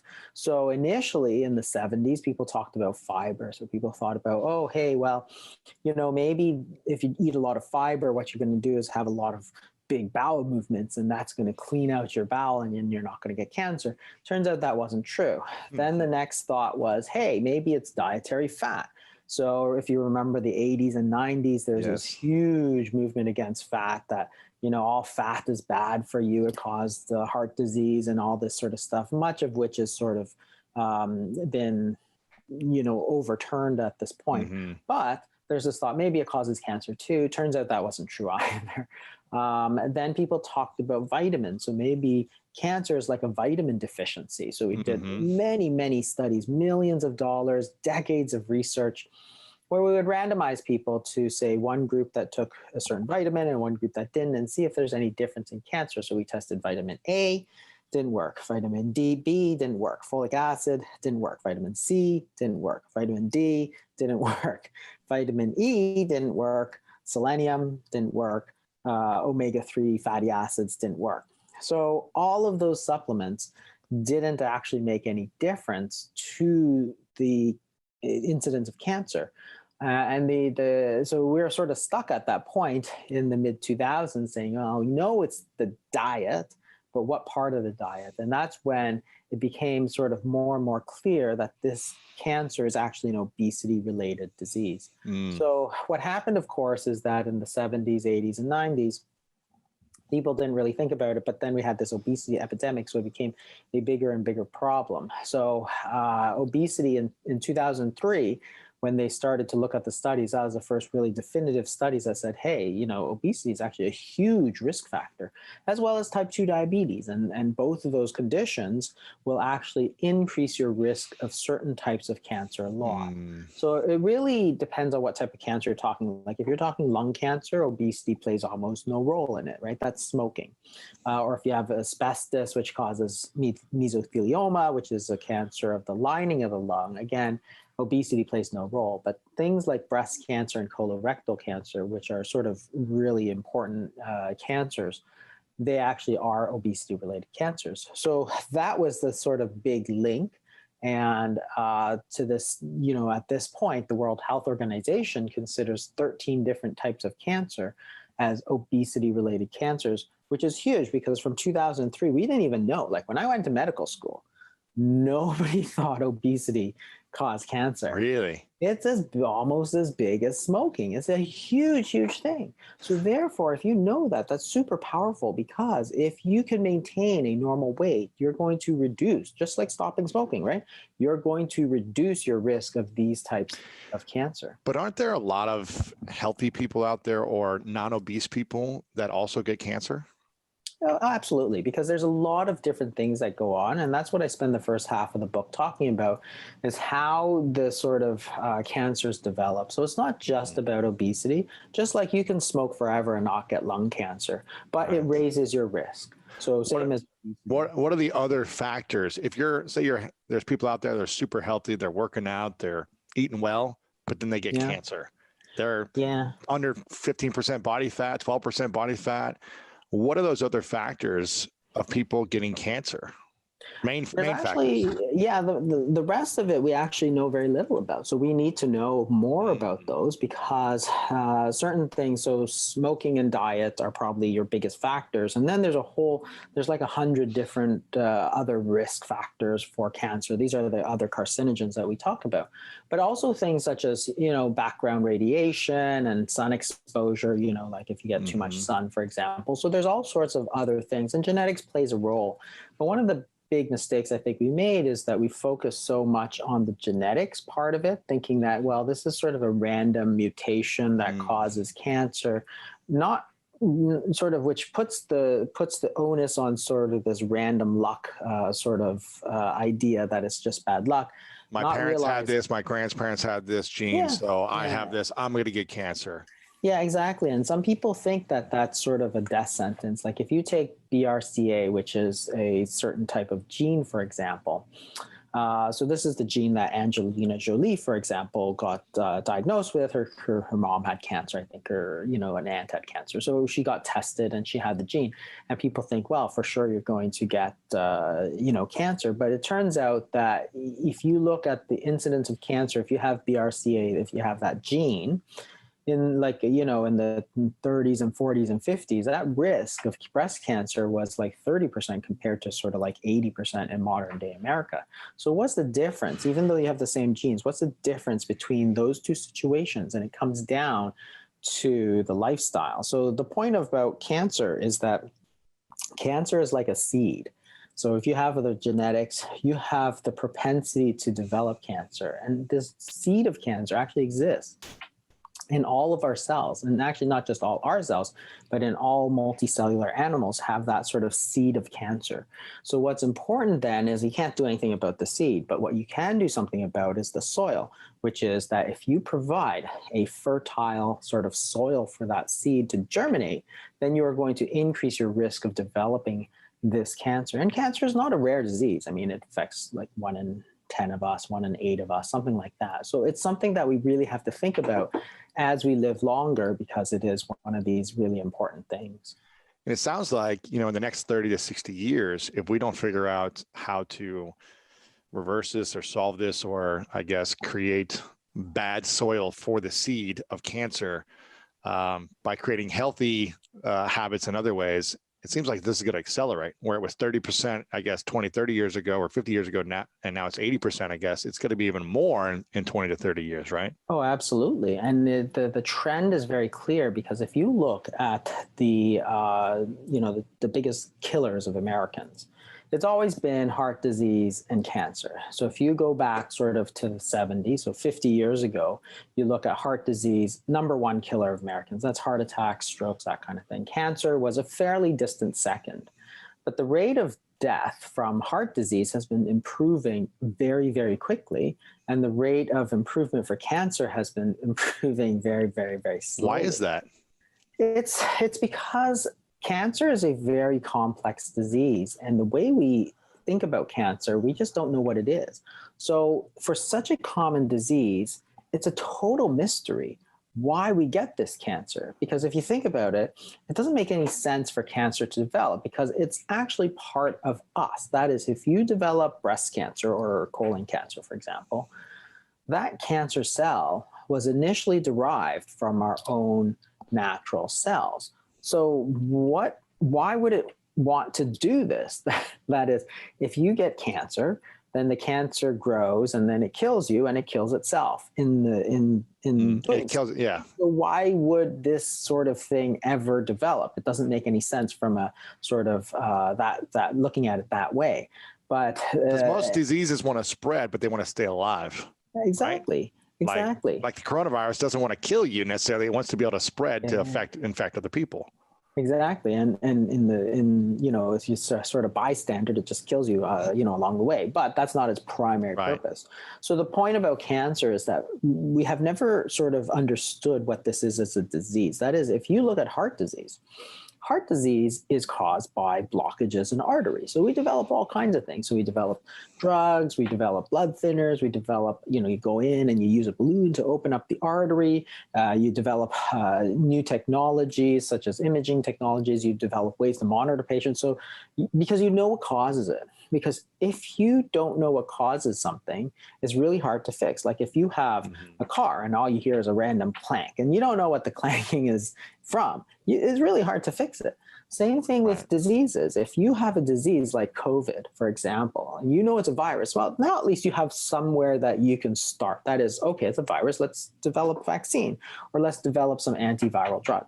But if you have no idea what this disease actually is, then you have nowhere to go. So that's what I talk about is how we think about cancer, the paradigm of cancer as a disease, what causes it. You have to first understand what it is. And that's been the real mystery. The medical mystery is, what is cancer?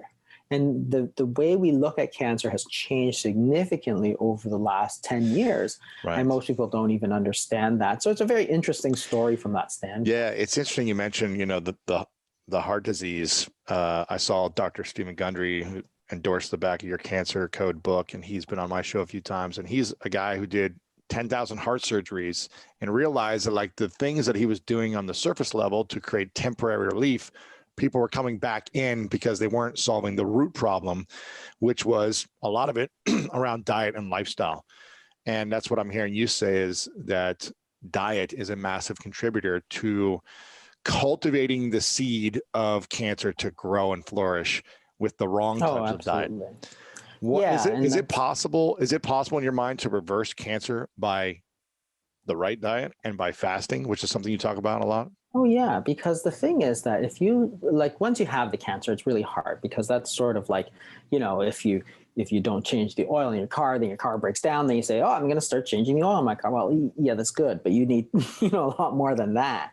It's the same thing. Once you actually develop the cancer, then it's really hard to fix from a diet standpoint. You really need the drugs that we've spent, you know, millions and billions of dollars developing over these last 30 years. But in terms of preventing cancer, there's actually no reason why you couldn't, because you can look at sort of people who live in a traditional society, for example. So you can take a look at, say, the Inuit or the American Indians sort of before sort of they became westernized. Or you can look at the African people before they're sort of assimilated into a Western culture. And interestingly, those peoples were actually considered, some of them were considered immune to cancer. There was so little cancer that they thought that the Inuit, for example, or what used to be called the Eskimos, actually could not get cancer. So the university, Queen's University in Kingston, Ontario, they used to send an expedition up to the Arctic Circle every year to study why these Inuit couldn't get cancer. Of course, as they became westernized and started eating, you know, sugar and white flour, then they started getting all the same cancers that we did. In Africa, for example, this fellow by the name of Denis Burkitt, who is a sort of a missionary and doctor, when he got down there, he's like, wow, he was like, look at the difference. The people who live traditionally in Africa get no cancer, no colon cancer. But the minute they transition to a Western style civilization with their foods, with the whole thing, they actually start to get cancer. You don't find cancer when that. So it was called actually a disease of civilization. So all of these diseases, obesity, diabetes, and cancer, were not found in people living traditionally. So the point is not that, one is that they didn't live as long, but the point is that if you can find and understand what makes it, protective from them, why the soil, like we all have the seed, but the soil was different, what it is about that. If we can understand that, then you can reduce your risk substantially to the point where your risk is very low. Again, as an example, if you take a Japanese or Chinese woman from Japan or from Shanghai and you move them to San Francisco, within a couple of generations, the risk of breast cancer approximately tripled. Crazy. So it's crazy, exactly. But that's great hope. Because if you know the root of it, then you can go back to a different way of living. Exactly. Because if you can, and remember, Shanghai and Japan and so on, they're modern societies. So if you can understand what it is about the diet, about the lifestyle that's so important, you could actually take that woman in San Francisco and reduce her risk of breast cancer by a third. So that's very, very powerful knowledge. So what would you say are the 5 foods we must eliminate to support us in preventing cancer? What are those 5 key things that you're like, oh, man, if you can get rid of as much of this as possible, it's going to really support your chances? Yeah, I think that's a good question. And it's sugar is probably one of the very, very important things that we really need to lower, because that really supports it. And it gets to how cancer develops. A lot of the refined foods, and people talk, and the most that we eat, like the one thing we eat more than anything else, tends to be refined carbohydrates. So, white bread and that kind of thing. That's probably the most important thing, is the sugar and refined grains. Refined anything is probably bad for you. So, even if you're not talking about carbohydrates, but refined, say, oils, you should eat natural oils, like eat foods that are sort of in the natural state, and refined meats, like eating bologna, for example. People talk about meat all the time, but it's like there's a big difference between bologna and grass finished beef sort of thing. There's a huge difference, because one is jam packed full of chemicals and other crap, and one is just beef, right? And people have been eating beef for thousands of years. So those refined foods, so refined carb, but also refined fats and refined proteins, probably those play a decent role, although the evidence is lower. And then the other thing that is really important, the 5th thing that's probably very important, is likely the frequency that we eat. That is, eating all the time provides that sort of fertile soil. So to understand why this is, you have to get back to sort of how cancer develops. So you have to understand that cancer almost evolves almost as a separate species from us. So when you have a breast cancer cell, for example, it originated from a normal breast cell, but after it evolves, it grows or it doesn't grow depending on growth factors. And it's almost a separate species from us. That is, it will grow and it won't. The normal breast cell or a normal lung cell, they will do everything to, play on the team, right? So they're always supporting the body. You're a team player. Those cancer cells are not team players. Basically, they're out for themselves. So they will grow. And it's the enemy coming to attack you. That's right. It's like the guy who's just trying to pad his stats, Right. It's like, you should have passed. It's like, but that's the point, that this cancer cell now is only interested in its own survival. That is, it will grow, and it will grow at the expense of its neighbors. So it will keep growing and it will destroy everything around it. So it will move around, for example. So a breast cancer cell will move around the body. And that's not for the good of the whole body, right? It's for the good of itself. It's trying to spread itself around. So you got to realize that the cancer cell responds as a foreign organism. And it sounds very strange to say, okay, we have this foreign organism, almost like an infection. in us, but that's actually how our body sees that cancer. Mm-hmm. That is, our immune system actually detects, is a very powerful, it kills stuff, but it's very powerful. So it has to be reined in because you don't want it destroying, Right. normal parts of the body. So it recognizes certain cells as foreign and certain cells as self. And cancers are actually innately seen as foreign cells. So it is a foreign invader almost that has evolved from us. But during the development of this cancer, it will grow or not grow depending on growth signals. So our body has certain nutrient sensors. So nutrient sensors tells our body when food is available. So when you eat, certain hormones like insulin and mTOR will go up. And that tells our body that food is available, we should grow, right? Because you don't want your cells to grow when there's no food, right? It's just natural. Mm-hmm. If there's no food, you got to get rid of some of those extraneous cells. So if you're eating all the time and you're always activating these nutrient sensors, you're actually telling your body, grow, grow, grow, grow. So if you eat 6-8 times a day, you're telling your body, your cells in your body, grow, grow, grow, grow, grow. If you eat fewer times, like 3 times a day, or you do intermittent fasting, if you don't eat at all, what you're going to do is shut down those growth signals, and this cancer will have a more difficult time to grow. So if you grow breast cancer cells in the lab, for example, you can't do it without insulin. It will actually wither up and die. So therefore, if you know that, then you can say, well, and that's one of the secrets And of why. insulin comes from eating any food, or is this only sugar? It's carbohydrates and protein. So, but the nutrient sensors come from different foods. So different foods will activate different nutrient sensors. But the point is that if you don't eat, like fasting, for example, one is you're going to lower your insulin levels, which will lower the overall growth signaling in our body, which is a good thing for adults. And adults' growth is not good. Generally, you stay the same size. You don't want to be growing too much because the growth, a high growth environment, of course, lets the cancer sort of grow out of control. And that was the secret to why vitamins, for example, was not a good thing, because it's basically growth. It supports growth of cells.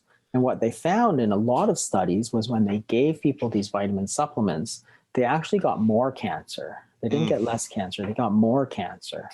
So in fact, it's just like if you spread fertilizer on an empty field, you want the grass to grow, but what grows are a bunch of weeds because you've put down all this growth signaling stuff. So therefore, all you get is the weeds. Same with the body. Are supplements and vitamins bad for us then? There's no evidence that it's really bad for you. When you give high doses in these studies, you do get certain ones. So folic acid, for example, and beta carotene, which is a precursor to vitamin A. And those 2 studies, there was actually a suggestion that you actually get more cancer from them. Because in our current situation in North America, most of us are not vitamin deficient. Most of us actually have too much.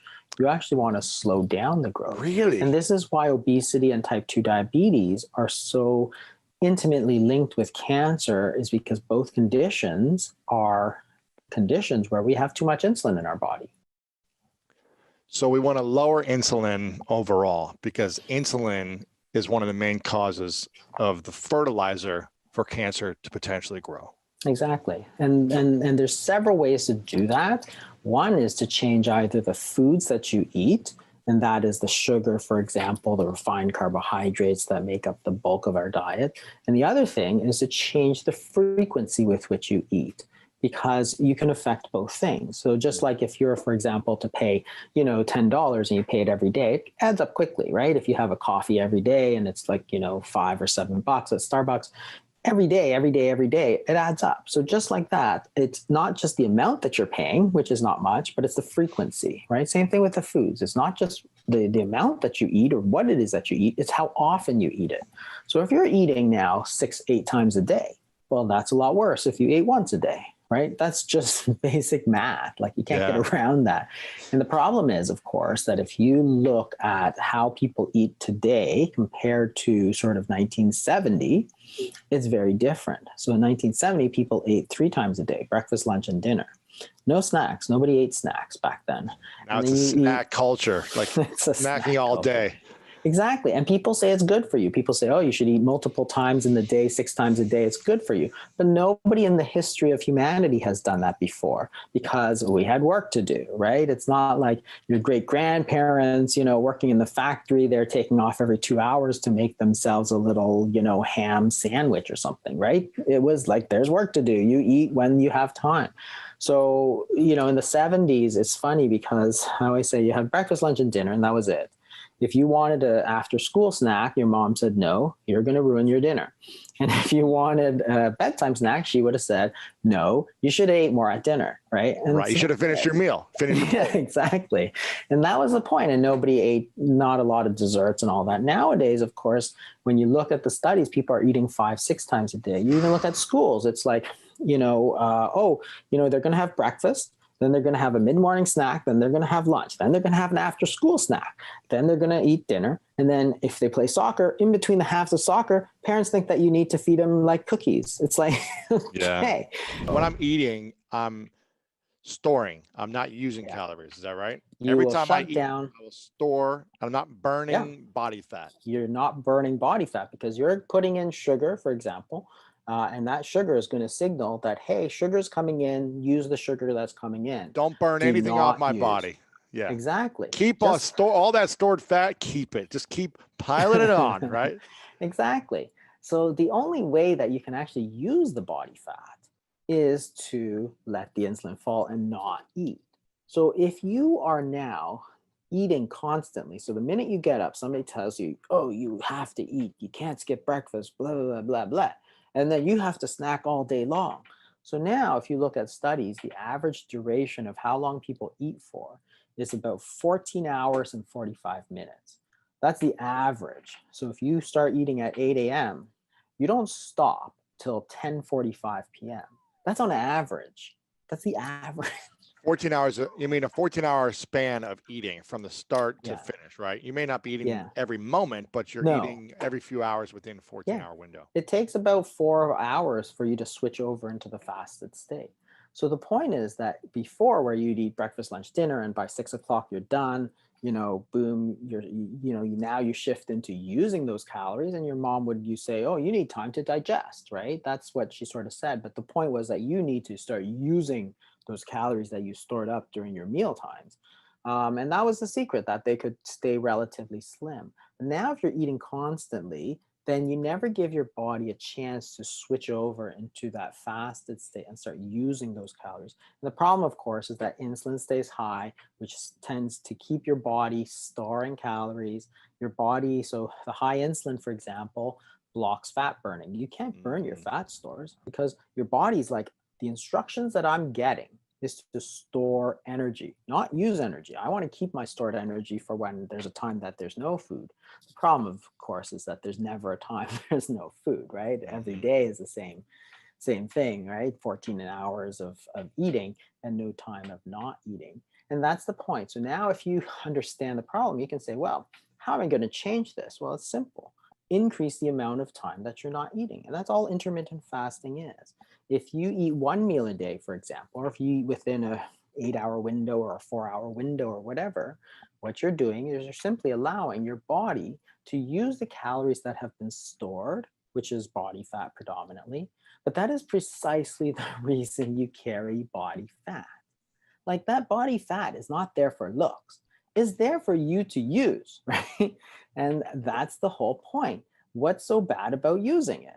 If you don't eat, you're going to burn it. Well, so again, go back to the 70s and everybody says, oh, you can't fast, you can't fast. Well, they're eating breakfast, lunch, dinner. And if you were a naughty boy, you got sent to bed without dinner. So now you went from 12 o'clock to 8 a.m., 20 hours. You look good eating. the next day. You're looking clean. You got a six-pack. It's burning fat. Exactly. And nobody died. Nothing bad happens, right? There was nothing wrong with that. And hopefully you learned your lesson too, right? And that's the whole point, is that there's nothing wrong. It's a natural part of our human physiology. If we couldn't survive without eating, like, we would not be here today, because when we were cavemen and cavewomen, There We were didn't have periods food of every time. day. Yeah. Exactly. They couldn't. There might be a stretch of 3, 4, 5 days where there was no food, and therefore they had to survive on their own body fat, which they did, and that was the whole point. So let's let our body, use it because that's the most natural thing to do. What's the process for you? Your day-to-day life? Do you eat one meal a day, 2 meals a day? Do you fast every month for a day? Are you always doing intermittent fasting? Is there a downside to intermittent fasting? What's your process? Yeah, I usually do a lot of sort of, I rarely eat breakfast. And I'll tell you that it didn't come, I mean, I started this in medical school, and that was mostly because I really wanted to just roll out of bed and go. Like, I'd wake up literally like 5 minutes before I left the door. I brushed my teeth, put on some clothes, and rolled out the door. I was, it's just that the way I was, right? And so I don't eat breakfast now because, again, people say you have to eat breakfast, you have to eat, but there's actually nothing magical about breakfast. If you don't eat breakfast, what's going to happen? Well, my body, which is now burning fat because I've had 8 hours of sleep, it's gone into sort of fat burning mode because that's the storage form of calories, or it's burning sugar. It's just going to keep doing it, right? There's nothing wrong with it. So a lot of times I try and confine myself to sort of an eating window of sort of 6 to 8 hours. And then once in a while, when I get very busy, I will do a 24-hour fast, which is a one meal a day. And then every so often, I'll do a longer fast. And the longer fasts are actually not as bad as you might think, but they Hmm. really disrupt your schedule sort of socially. It's a tough one because a lot of our socialization happens at meals. So I often have dinner with my family, for example, and doing those longer fasts is really, really disruptive to that sort of thing, which is why when you look at traditional societies, like if you look at, say, during major religions, for example, there would be a period of fasting that's sort of universal. So, Everyone's doing during it, so no one's feeling exactly because the stressed when they smell the social food and they're like, ah. exactly. So if it's like Good Friday or during Lent or during Ramadan for Muslims, or during Yom Kippur for Jews or whatever, everybody's fasting. So it's actually terrifically easy because you're not disrupting the sort of social fabric of your life there. Whereas nowadays, if you fast, and I've done this, it's just really hard to do. It's not physically, it's not hard, but it's hard. And I do it mostly when I've gained a bit of weight, usually after the holidays and after a vacation, I will sort of schedule a longer fast right after because I know that I can lose that weight very quickly, but that means I can enjoy myself. Like a couple of years ago, I went on a cruise and really ate too much. Just a lot. I had a lot, and I knew it, and I could feel it in my pants were tight and stuff. So I did sort of a 3 or 4 day fast, and I'll tell you, by the next week, I was back to my normal weight. Well, that's great because a week, but I got to enjoy the whole week prior, where I really didn't look at what I was eating or how often I was eating or anything. I was like, "Yeah, this is my vacation. I'm doing this." But at the same time, I know, hey, I've got this next, after this week, the week after, very little to eat. And it gives you a great tool to use if you need it, right? Yeah, it's almost like either every day don't indulge and balance and create a schedule where you're only eating in a certain window of time, whether it be 4, 6, 8 hours, which I'm hearing is kind of the which would be a great standard to have between 4 and 8 hours of a feeding time. Is that right? Yeah. Yeah. I And mean, then if you want to lose weight, you can do very well, of course, with a sort of standard 70s style, sort of 8 a.m. to 6 p.m., which in a 14-hour fast every single night. Remember, they're doing 12 to 14 hours, say, every single night without even thinking about it. Like that's a secret because they don't even think about that. That's just a period of time that they're not eating, right? But now, of course, the traditions are different. You can eat anywhere you want. You can eat in the theater. You can eat at your desk. You can eat in a car. Like in the 70s, stuff like that didn't exist. You didn't eat in a meeting in a boardroom, for example. Now you go to a meeting in a boardroom there's when food this used to everywhere. There's happen, donuts. There's a, yeah. donuts and cookies, right? Somebody's ordered a plate of bagels or something like that, right? It's like, well, why? We're having a meeting here, right? So that's the thing. So you could do very well with that kind of 8 hour eating window, 10 hour eating window. You can do very well with it. But Mhm. if you're not doing well, then you can extend it, and that's the beauty of it. You could extend it as much as you want, right? So if you think about fasting, you could go 3 days, you could go 5 days, you could go 30 days. People do that all the time. But No food. no food, yeah. So Wow. if you think about um, fasting, so the amount of energy that you need. So a pound of fat has 3,500 calories roughly. If you need about 1,800 calories, so that's for like a regular person, not like an athlete or somebody who's working out a lot. It takes about half a pound of fat per day. Hmm. So if you're dealing with a lot of obese people, like 100 pounds overweight, you could go 200 days. You know, if you want to lose 100 pounds, you could go 200 days without eating before you get And into survive trouble and survive. Exactly. and It's be a okay.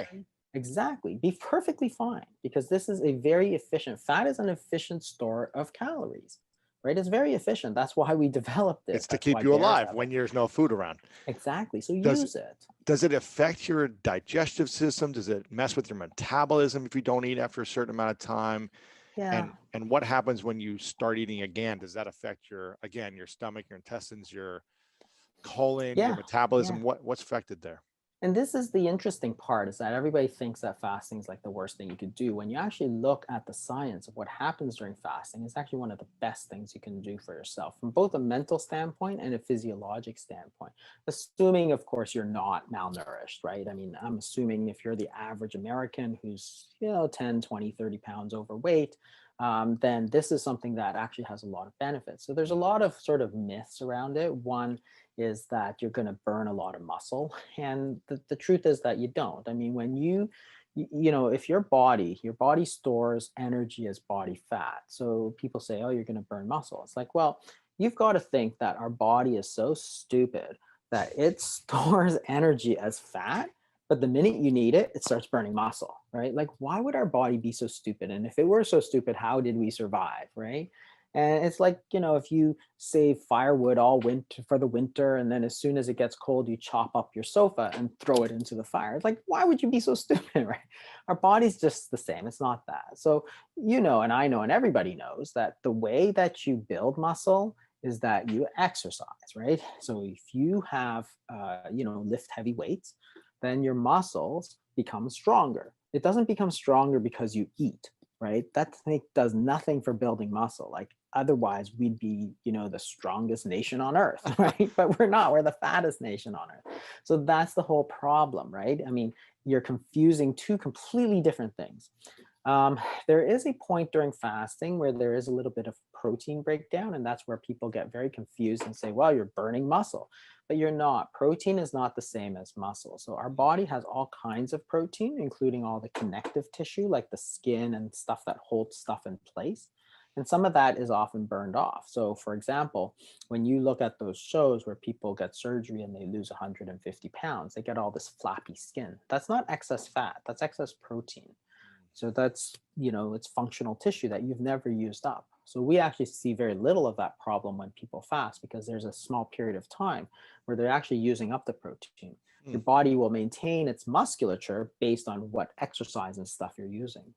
So another big myth, so muscle burning is one thing. The other big myth is people talk about is starvation mode or metabolic rate. So metabolic rate is the amount of energy that your body uses in a day, the number of calories you burn in a day. And this is what we see if you simply cut calories. So this is the standard medical advice. Cut 500 calories a day and you'll lose a pound of fat a week. What happens, of course, is that you cut 500 calories a day, and then your body quickly reduces the amount of calories it uses by about 500 calories. So now you're actually not losing any weight. That's what happens all the time because Why your does it stop? body, Why does it stop burning those calories? well, it stops burning the calories by reducing its metabolic rate. So the metabolic rate is the energy that your body uses to, say, generate body heat, your liver, your kidney, your heart, and so on. And we've known this for 100 years, that if you simply restrict the number of calories, but keep the foods very similar, what happens is that your body is going to start using less. So because it doesn't like running a deficit, right? It's just like if you normally make $100,000 a year and you spend $100,000 a year, now you make 50,000. You don't keep spending 100, right? It's you're gonna get thrown into jail. But so you reduce your expenditure, same as a body. So it's getting less, so it's going to use less, and that's the natural reaction. It's important because it's a survival response. It cannot do anything different. The So it's difference, almost like it's almost like you need to be extreme in your usage yeah, in order yeah, for it to burn and kill off these cells that might be harmful to you. But if you just do a little bit, I'm going to eat a little bit less today, it's not going to do yeah. that much. It doesn't work. And people assume that if you go to zero, which is fasting, say you fast for a full day, you have 0 calories, you don't die, right? Because what happens is completely different. Now you've lowered your insulin, so you're changing the hormonal profile of the body. And as you do that, you're now switching fuel sources. So instead of using food as your fuel, you're switching it into body fat. Just like those hybrid cars where you go from gas to electric, right? So it's using food, and then boom, it goes, okay, I have no food coming in. I need to switch over now into body fat. And then it goes, whoa, I have like 500,000 calories of body fat here. So why do I need to cut it down? And the point is that it doesn't, because assuming if you have no body fat, of course, it's a problem. But for people who have adequate stores of body fat, which is most of us, and truthfully, most people do it for weight loss, too much body fat, then what happens is that there's so much there. Why wouldn't you use it? Because it's a fuel source. That's all it is. That's the way you have to look at the body fat. If you're eating all the time, you can never use your body fat because your insulin's here, your insulin's high, you're using food. Then you get hungry, so you eat some more, right? You have a snack, you have a low-fat muffin, you stay here. You can only burn food. All that stuff over there, those 500,000 calories of body fat, are completely inaccessible for your body. So if you simply dial it down like this and say, okay, instead of 2,000 calories, I'm going to eat 1,500, but I'm going to eat 10 times a day, keeping myself here. Now you only have 1,500 coming in. You can only burn 1,500. You can't access that. If you go to zero, you go boom, and then your body burns the full 2,000. So they did a study, for example, where they took people and fasted them for 4 days and measured how many calories they're using. They also measured their VO2, which, as you know, is something that it's a measure of how much cellular work your body is doing. And what they found, so they measured the metabolic rate at time zero, then they measured it at 4 days of zero food. And they were burning 10% more calories than they were per day than they were when they were eating. The VO2 was 10% higher. You're doing more work. Your body is actually not shutting down, it's revving itself up. And again, there's a good physiologic reason for that. And we know that when insulin goes down, when you switch yourself into this sort of mode that you're burning fat, other hormones go up, including your sympathetic nervous system, which is your noradrenaline. So you're actually pumping your body up. The reason for that is sort of, again, it's a survival response. So imagine, again, we're cavemen and it's winter and there's no food. So if you don't eat for 2 days and you get weaker, you're never going to eat again. Yeah. You're going to die because every day is going to be harder. You're going to circle the drain. So our body's just not that stupid, right? So what they do is that your body says, okay, there's no food coming in. Boom, I'm going to switch you over to body fat, and then I'm going to pump you up so that you have energy. You go out there, you go kill that woolly mammoth. You're right? focused, you're clear, Focus. you're in the zone, everything. Exactly. And that's the reason that we actually pump ourselves up. And the mental aspects is actually fascinating because people also say, well, I have to eat because I have to concentrate. It's like your concentration is actually much higher when you don't eat. Think about when you had a huge Thanksgiving meal. Well, were you really sharp or did you really want to just lie down on the sofa and watch some football? Right? You don't have any sort of focus. But if you think about animals, it's the same thing. Lions, they just eat, they just like lounging around. But if you're the hungry wolf, that is a very dangerous animal because he's focused, he's ready to kill you.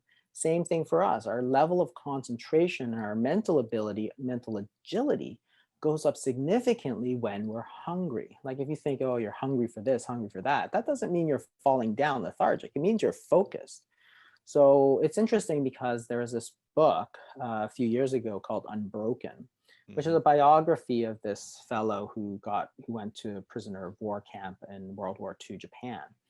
And he was talking about starvation, and they were literally starving. Like they'd eat like almost nothing for the full day. And he's talking about how his other prisoners were doing these incredible mental feats. So one guy was reading a book entirely from memory. Another guy learned Wow. all of Norwegian in a week. And so the guy says, this is simply the mental clarity of starvation. So it was incredible. It's like it was so widespread. Everybody was starving, and they'd see these incredible feats that nobody else in the world could do all the time because your mental ability is ramped up to such a high degree. And then, in the ancient Greece, the ancient mathematician Pythagoras, he would require his students to fast in order to come to his class, because otherwise he thought they had no mental agility.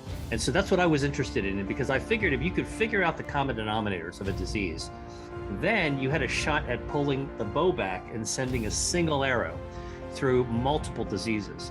Now, I looked at angiogenesis, which is how the body grows blood vessels, that's my area, as one of those common denominators. And